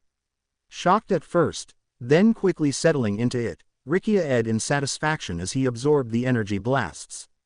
He quickly began to fire in both size and strength until he was the size of the neck the chicken was riding. "Ha ha ha, I've never felt so powerful," he laughed as he readied himself for a fight, only to quickly realize that he couldn't stop absorbing the constant flow of energy. He couldn't even stop it on his own accord, it was like he was being forced to absorb this exorbitant amount. His body kept growing and he yelled as he reached this unnatural precipice, "No. Wait, stop, it's too much." Just then he flared up like a balloon as the energy kept flowing inside him, and the man burst into a stream of blood and gore all over the office, including all over the doctor, who didn't seem dazed at all. After the mech fell from lack of power, she cleaned off her Pura pad and pecked at her findings, saying to herself as she typed, So that much. Interesting. Chemical division. Shin and his cadre of grunts had chased down and cornered Honey in a smaller testing chamber. Due to the nature of his quirk, he took a larger group with him to do the heavy lifting, and now they had perfectly cornered the spunky woman. Nowhere to run, girly. He chuckled while closing the distance slowly, until he saw he start to rapidly place bands, bracelets, rings, and some kind of tiara on her body. Confused, he used his quirk to make her confess and asked, "Hey, what are you doing?" Honey found herself unable to deny him an answer, and she hurriedly answered, "Oh, just field testing my newest invention. I haven't had a chance to work out all the bugs, but hey, if I'm gonna die it'll be on my terms." She then pressed a button on a console beside her and metal tubes descent from the ceiling. This was when Shin and the other grunts noticed where they were. Though they stepped into a testing chamber, they hadn't noticed the plastic covering tube, making the room even smaller and giving the grunts the chance to corner her easily. "What the heck is this place?" Shin demanded while looking around, seeing how the door they came through had locked down. Still, under his quirk, Honey hit the commands on the controller and admitted, "It's a gas chamber. Hope those masks aren't just for show." She pushed one last button and several different colored gases shot out of the tubes, quickly filling the room with them as a blue energy field was put up around the woman and her attachments. As the plastic bubble began to fill up, the Yakuza began to cough harder and harder until one of them threw up blood. Then their clothing began to melt with their skin. Some lost chunks of flesh that melted clean off, while others began to cough out their organs. Shin had it the worst since his mask melted onto his face, causing extreme pain as he tried to remove it. When he did, he ended up removing his whole face, and with what life was left in him he hobbles over to the unharmed woman with his legs melting off. "You bitch," he gurgled out while falling to the floor and melting into a flesh puddle. "Ha, it works." Honey cheered at her invention's success until she notices one of the devices on her short circuit, and she quickly hit the purge override to let herself out and clean the air, exclaiming as she did so, "Oh, but not for long." Sound division. Unlike his co-workers, Hankuyo did fare as well and ended up getting caught by Diodoro and his three grunts. On the ground with a new black eye and breathing heavily as his head tubes wrapped around himself and hissed in defense, he looked up at the masked men with the feeling of vertigo hitting him hard. After finishing his bottle of sake, Diodoro demanded, "Tell us where the girl is or we'll kill you." A thought crossed his mind, then an idea, and Hankuyo smiled to himself as he put on an act, saying, Okay. You got me. I'll show you where she is, just don't hurt me anymore." "Well, see," Diodoro said while grabbing him up to his feet by his head tub and pushing him towards the door while yelling, "Now move." Hankuyo did as he was told and led the criminals down to where he wanted them. The room he brought them to wasn't where Eri was kept, but something that would save him. As he stood off to the side of the door, he told him, "Well, here she is." "Where?" Diodoro asked back. Hankuyo rolled his eyes at the question and told him, "Behind the door, stupid."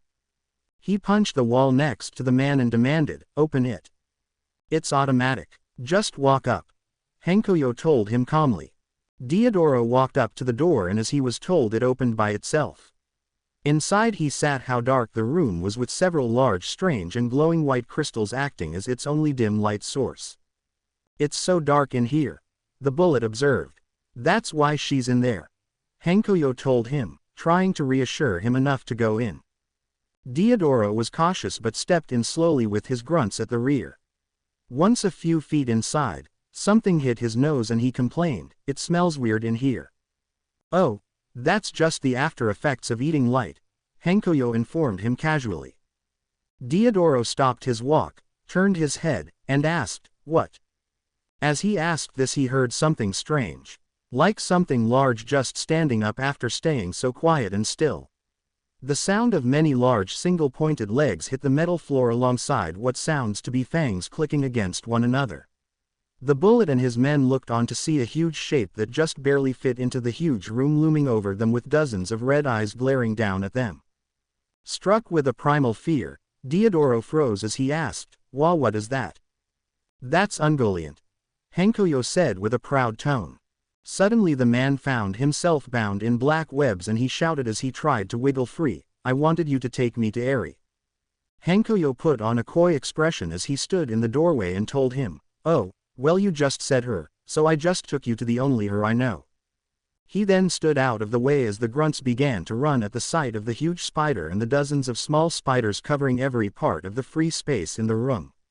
The first one was held down by webs, the second one was impaled by one of Ungoliant's legs, and the last almost made it out the door, but was caught at the kegs by the smaller spiders and dragged back inside the room. Hankoyo laughed at the men's reaction to his best friend and assured them with an unhinged tone, "Don't worry, she doesn't bite to hurt, just to kill." After the men were caught, Ungoliant brought one of her huge legs to caress Hankoyo's face and saw his new black eye. She turned her eyes, filled with so much ire you could feel it, towards the men and let out a booming shriek as Hankoyo told her, "Eat up Ungoliant." Chow time. Plant Division. Mimic has made his way into one of the greenhouses situated in the plant division and was now looking over the many different and wild-looking plants all grown in boxes and pots. While in his tiny puppet body, he held a flower that was colored teal and commented, "Nice plants." "Thanks, honey, I grew them myself," said a voice causing Mimic to whirl around. At which he saw Dr. Hollyhock sitting on a giant leaf and typing something down on her Pura pad that was held up by a branch, not looking stressed at all. He smiled within his cute-looking body and said, "Thanks for saving me the trouble of sniffing you out. Tell you what, I'll cut you a deal. You tell me where the girl is, and I'll convince the boss to let you live." She waved her hand and the branch and leaf recessed back into the nest of plants as she stood and said in a calm tone, "How about, go yourself and your mama." Attack mark appeared on his head and Mimic said, "You asked for it." He then placed a hand down on the floor and tried to morph into it, but he instantly noticed his quirk wasn't working. "Hey, what the, I can't fuse with the ground," he stated aloud. Hollyhock smiled and told him, "Look closer, sugar." A bit put off by this he looked at the ground and realized it wasn't metal or stone like the rest of the building. "Moss," he exclaimed, knowing his quirk was useless on anything organic. He then looked at the walls and ceiling and stated, "It's covering everything." "You just stepped into my trap, honey," she said in a proud tone as she struck a pose and something started to fill the air. "Well, honey, I may be trapped, but I don't need my quirk to kill you," he yells as he burst out of his false body and ran towards her with a knife. Only to slow down and stop halfway when his senses start to dull. Wait. What's going on? I feel weird. Hollyhock giggles and informs him, "Oh, that's the effect of the drowsy poppy, the sweet rose, and the hypnotic pitcher plant. The room is just spinning right now, isn't it?" Suddenly many vibes wrap around him and the large man is pulled into the toothy maw of a giant carnivorous plant. The last thing he said as the plant closed around him was, "You, witch. Ah, don't worry, I'm not gonna let you get away. Not after what to do to that sweet little girl," was the last thing he heard her say as the plant closed shut, making everything go silent and dark. The facility storage. Chronostasis and Overhaul walk down the long and winding hallways of the storage area, looking through each room for the girl. Chronostasis, with a device in hand, used it to scan the rooms for any signs of life but never got anything. After scanning the most recent room, Chronostasis told his boss, "Nothing in here, either." Overhaul sighed out a groan of irritation and said, "Try the next one." Using another device that was hooked into the wall console, Chronostasis hacked the door open, leading to what appeared to be another empty room. However, it wasn't, as this was the room that the girls and Eri were hidden inside, underneath the invisibility cloak. The moment Eric heard Overhaul's voice she froze, but when she saw his silhouette plastered over the bright hallway he entered in from, she shut her mouth and hid her face in Josie's chest. To which the large fox woman held her tightly and stroked her head. The Morgana triplets didn't dare move an inch, even though their movement under the sheet wouldn't be seen. They mentally prepared for the worst, hands at the ready, they would give it all they got in self-defense. They thought a force field wouldn't be enough for this, and since the two villains were in such proximity in a small space, power word, kill would be their best option if they were found out. If they did find the sheet and rip it off, it would be the first thing they do, even if it did mean knocking them out. As the two men stepped deeper into the room, Chronostasis using the Life Finder device in hand scans the whole area they stood in. Chronostasis hummed after his scan was completed. What? Overhaul inquired, not hearing this before. The arrow-haired man takes off his mask to look over the device and explains, it says there's something in here. Lots of somethings, but I don't see anything. Just as Overhaul looked at the device with him, they heard something large quickly move. They both shot their heads up and in front of them was a small lock box that hadn't been there a moment ago. Did that lockbox just move? Chronostasis asked aloud. Suddenly they both saw all the different lock boxes begin to wobble and move ever so slowly toward the men, trying to surround them. The one in front opened its lid and showed off its rows of sharp teeth, causing the others to do the same. Shit! Chronostasis cursed as he tried to shield his boss. What is that thing? Overhaul exclaimed as all the Mimikatee began to chase after them with hungry fervor. Sir, move! Chronostasis tells as he practically throws the man out of the room. Falling to the floor outside the room, Overhaul can only watch on in horror as his closest ally is seen trying to run for the door, only for it to close and lock in his face, the sound of him slamming his fists on the metal, and the horrific sound of him screaming bloody murder as the Mimikatee eat him up. He looks down while on his knees, balls his fists, and yells while punching the ground, damn it! Damn it! Suddenly the floor under him moved incredibly fast, and he managed to center himself enough to see where he was headed. Out about several yards was one of the electrified Tesla gates and he was headed straight for it on this moving track. He wasted no time in tearing his glove off and slamming it down on the track, causing the metal to put out and strike the Tesla gate, making it short out and stopping the moving track. Once he was situated back on his feet, he saw a security camera and yelled at it, "You cowards! Come out here and face me. Using all your little tricks to try and stop me. Do you know who I am? Do you?" The camera didn't say anything in return as the man yelled, "I am the leader of the Yakuza, Overhaul. You should fear me and do as I say." "Well then maybe you should take your advice," the voice of Egan told him, making the man whip his head around. Standing several years from him, Izuku and Egan stood with serious indifference before the man. He smiled under his mask and said with a slightly manic tone, "So you finally came out of hiding." Izuku rolls his eyes, crossing his arms as he tells him, "Yeah, and now you should give up. I just got word from our employees that all of you men are dead. It's over. Give up or get put down." "All are dead?" Overhaul repeated the words, as if they weren't real. "Yes, you have nothing left. Even with your quirk, you have only a 10% chance of winning this." Egan told him the odds while taking out cuffs and a quirk-dampening collar. "If I'm going down," Overhaul said as he tightened his hands into fists. "Then it'll be on my terms," he yelled as he ripped off his other glove and slammed both of them on the ground, causing the two scientists to watch in horror as the leader of the Yakuza began to take on a monstrous metamorphosis. Heki-G was having the worst kind of luck against the Night Feeder. Since his quirk couldn't be used for offense, he had to rely solely on defense. The few offensive options he had couldn't work unless the person stood still, but that wasn't the case here. The Night Feeder was so fast that he couldn't even tell which direction it was coming from in the dark.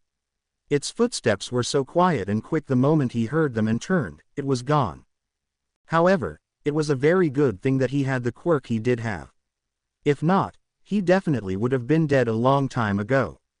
The claws on this thing were so sharp it was creating gash marks in the metal floors around when it went in for a strike. He heard and felt the attack, turned, and saw nothing. Fear gripped at his heart more tightly than it did before.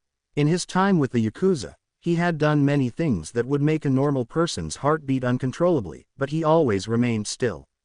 He was the best in the business, but not this time. Now he was truly scared for his life with a fear that was so old in his body it had been buried by years of evolution. Now he was scared like a rat being toyed with by a cat.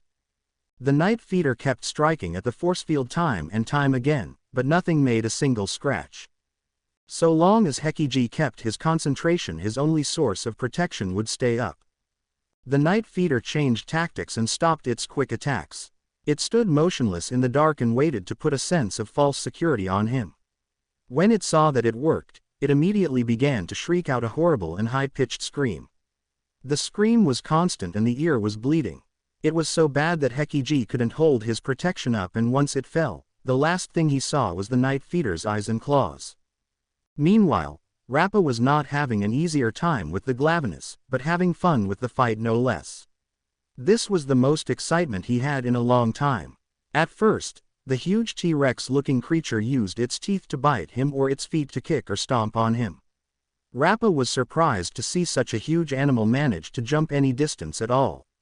But after taking a few blows from Rappa, blows that did nothing against its natural armor, the monster changed tactics. After circling Rappa and snorting out ashen embers, it begins to run its tail against the ground several times. It flips the tail into its mouth and uses its specialized teeth and flame breath to superheat it. Once out of its mouth, it holds up its red-hot tail and roars into the air. Rappa was enamored by this display, but only for a moment, when the monster began to fling its red-hot tail around like a weapon. For something so big, it was so agile. Rappa had to dance around its attacks and could barely land any of his own. The ones he did were used to block the red-hot tail blade. He groaned in pain and loved every second of it. He hadn't had a fight like this in ages. For once his life was indeed on the line. If only he could have more fights like this. But he knew he had to beat this thing somehow. He wanted to give the blows back as hard as they were received. Anytime he could, he wasn't able to break past its armor. As he tried to think of something, he saw something interesting happen in the darkness that was only lit by the tail. Its glow died down, and before he knew it, the tail cooled and hardened into a useless rock. "Ha, looks like your weapon is useless now," he glared while pointing at the creature. To which it growled, turned around, and slammed him with its blunt tail. Rappa hit the wall hard and nearly went down and out until he saw something through glazed eyes. The Glavenus threw the tail into its mouth and broke up the hardened recess. When it pulled out, its tail was as sharp as it was once more. Rappa knew his current plan wasn't working. He has to try a new approach. So in his mind, he formulates a new plan and concludes by saying aloud, "I just have to hit you harder." The Glavenus roars back in return.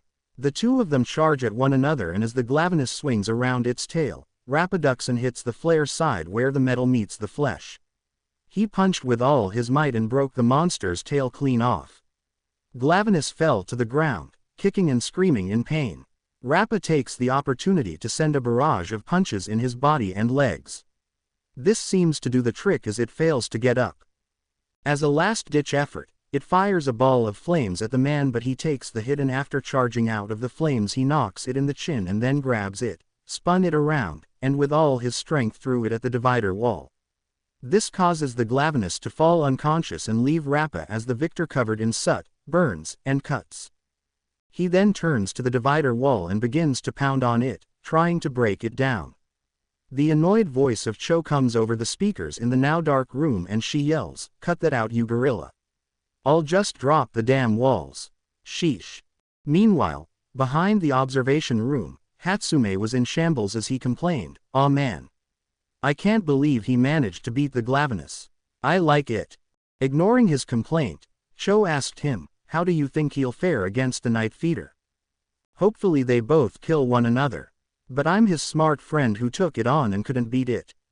So his chances are looking pretty slim," Hatsume theorized as Cho dropped the divider wall.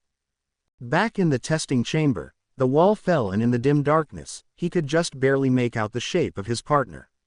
He started to run up to him, excited, and exclaimed, "Hey Hekiji. I just had an epic fight with a T-Rex that breathed fire and had a swordtail." He then stopped when he noticed something strange about him. He seemed to be walking funnily, almost like a baby with a full diaper. Stepping back a bit, he asked, "Hekiji." Suddenly something rolled off him and onto Rappa's feet. He rolled it over with his foot and saw it to be the decapitated head of Hekiji. Getting into a defensive stance, he demanded, "You not Hekiji, Who are you? The body parts of his friend fell and a set of sharp claws clicked and dragged against the metal floor until a set of blank eyes stared at him from the darkness, and he asked in a more cautious tone, "What are you?" The night feeder showed its glittering white teeth in the darkness and then opened its mouth while charging at him with a roar. Rappa, for the first time in his life, felt genuine unnatural fear and he ran. Thinking quickly, he grabbed the downed body of the Glavenus and threw it at the creature. From the sound it made, it worked. But it wouldn't for long, so he looked around the dark room for something else to defend himself and remember the broken tail. Frantically searching around for it in the dark, the night feeder broke free from the giant animal's body and sniffed out Rappa. When it spotted him, it ran towards him with killer intent. Just when it was about to pounce, Rappa found the tail and began to wildly whip it around until it got to the floor and caused sparks.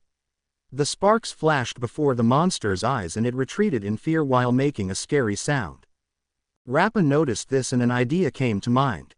So he kept using the tail to strike up sparks and light up his area, giving him time to see where the night feeder was and try to corner it.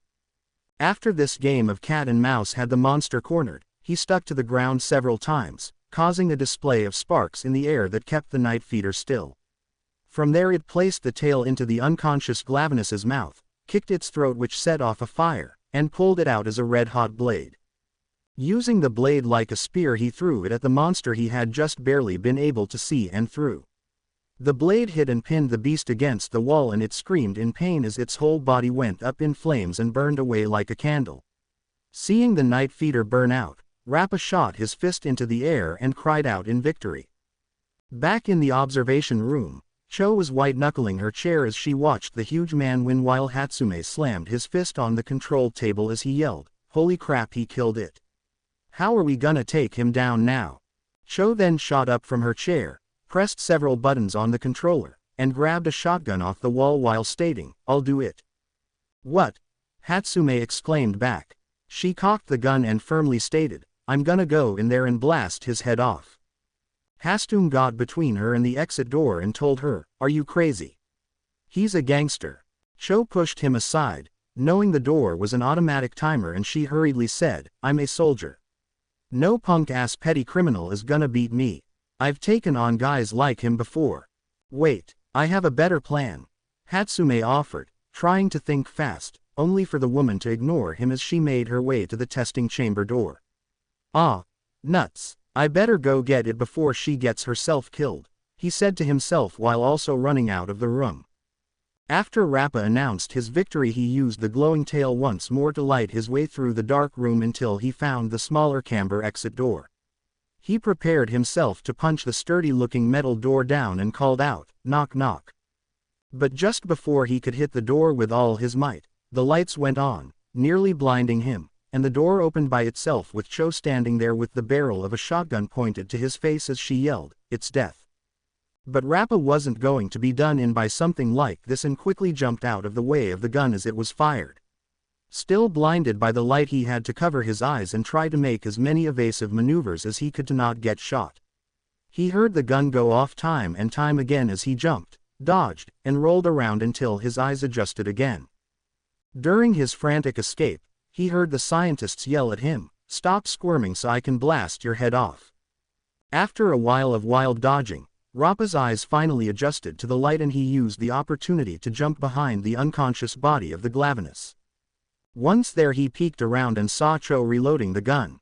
Taking the chance, he once again threw the animal's body in hopes of crushing her. But when he went to see the result, he only saw nothing under the huge creature. He wondered for a moment what had happened to her until he heard the sound of a gun cocking behind him. He slowly turned around and saw the one-eyed woman with the barrel right to the back of his head and looking smug. Unfortunately, when she pulled the trigger, nothing happened. It was jammed. Losing his momentary fear of life, Rappa pointed at her while laughing, "Ha!" But the moment didn't last long as the woman held the shotgun by the barrel and used it like a bat as she whacked it across the man's face. She knocked his knees down and knocked him across the face again.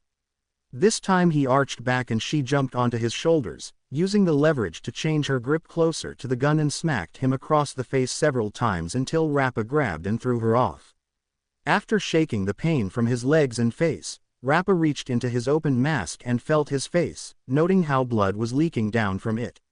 He smiled widely and cracked his neck in excitement.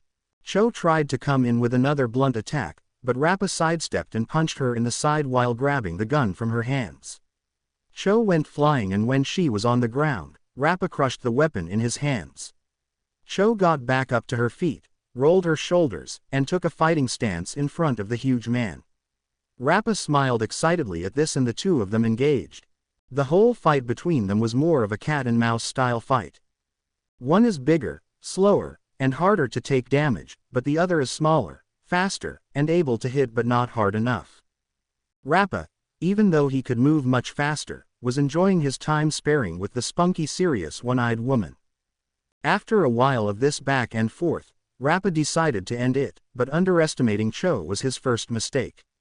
As he tried to hit her with a hard, fast punch, she ducked, sidestepped, grabbed his arm, and used the momentum of the attack to fling him over her shoulder.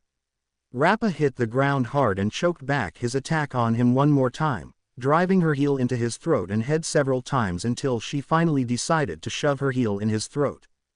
But before she could pierce him, Rappa grabbed the limb and tossed her away. Rappa got to his knees and breathed heavily, but Cho didn't give him a second as she began to assault his face with a flurry of punches and kicks. This put her right in the range of his attack and proceeded to hit her with a full power attack. It connected, but instead of flying away and passing out as he expected, she had drug her nail into his arms to keep herself anchored and still conscious. She looked up at him with messy hair and blood trickling down her mouth where she kicked him in the side of the head again.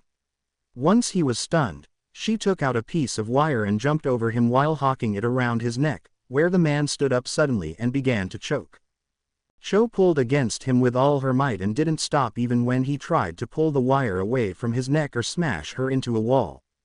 "Come on, come on. Choke out already," she groaned in desperation as she fought against his stretch and her fluttering consciousness. Suddenly the huge man changed tactics as he turned blue and jumped up while landing on his back, flattening the woman and freeing her ability to breathe. Once free, he rolled over and took some time to refill his lungs. However, it didn't last very long as he was knocked in the side of the head, danced against by the woman's heel, and fell to the floor, seemingly out cold. Standing over him and breath ragged, Cho wiped the sweat from her face, she says, and, "Stay down." Just as she was about to leave the room, the huge man suddenly rose back up from his seemingly unconscious state and she whirled around and took up a fighting stance while exclaiming, "Crap. What's it take to keep you down?" Rappa stumbled over to her, fell to his knees and swiftly grabbed her hands. He proclaimed, "Marry me." Cho froze up and went silent as her brain short-circuited at the question, only managing to babble out, "Wah." Rappa was exhausted and badly injured, but still managed to stay on one knee and talk through his breathless state as he proclaimed with moxie, "I've never been in a fight like that before.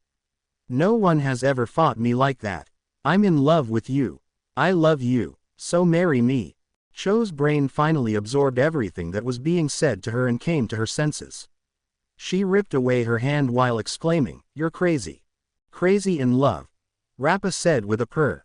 "And I am coming," shouted the voice of Hatsume as he ran in with a large fish tank sitting on a trolley, grabbing the attention of both people.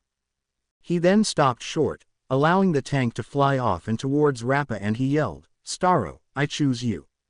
The starfish alien burst out from the tank and with a high-pitched screech it latched onto the enormous man's face. He screamed and arrived on the ground as he struggled to pull the alien from his face, but suddenly it stopped just as quickly as it started and he relaxed on the ground. Starro traveled from his face to his body, where he hooked himself around it. From there Rappa opened his eyes and stood up while looking down at the two scientists.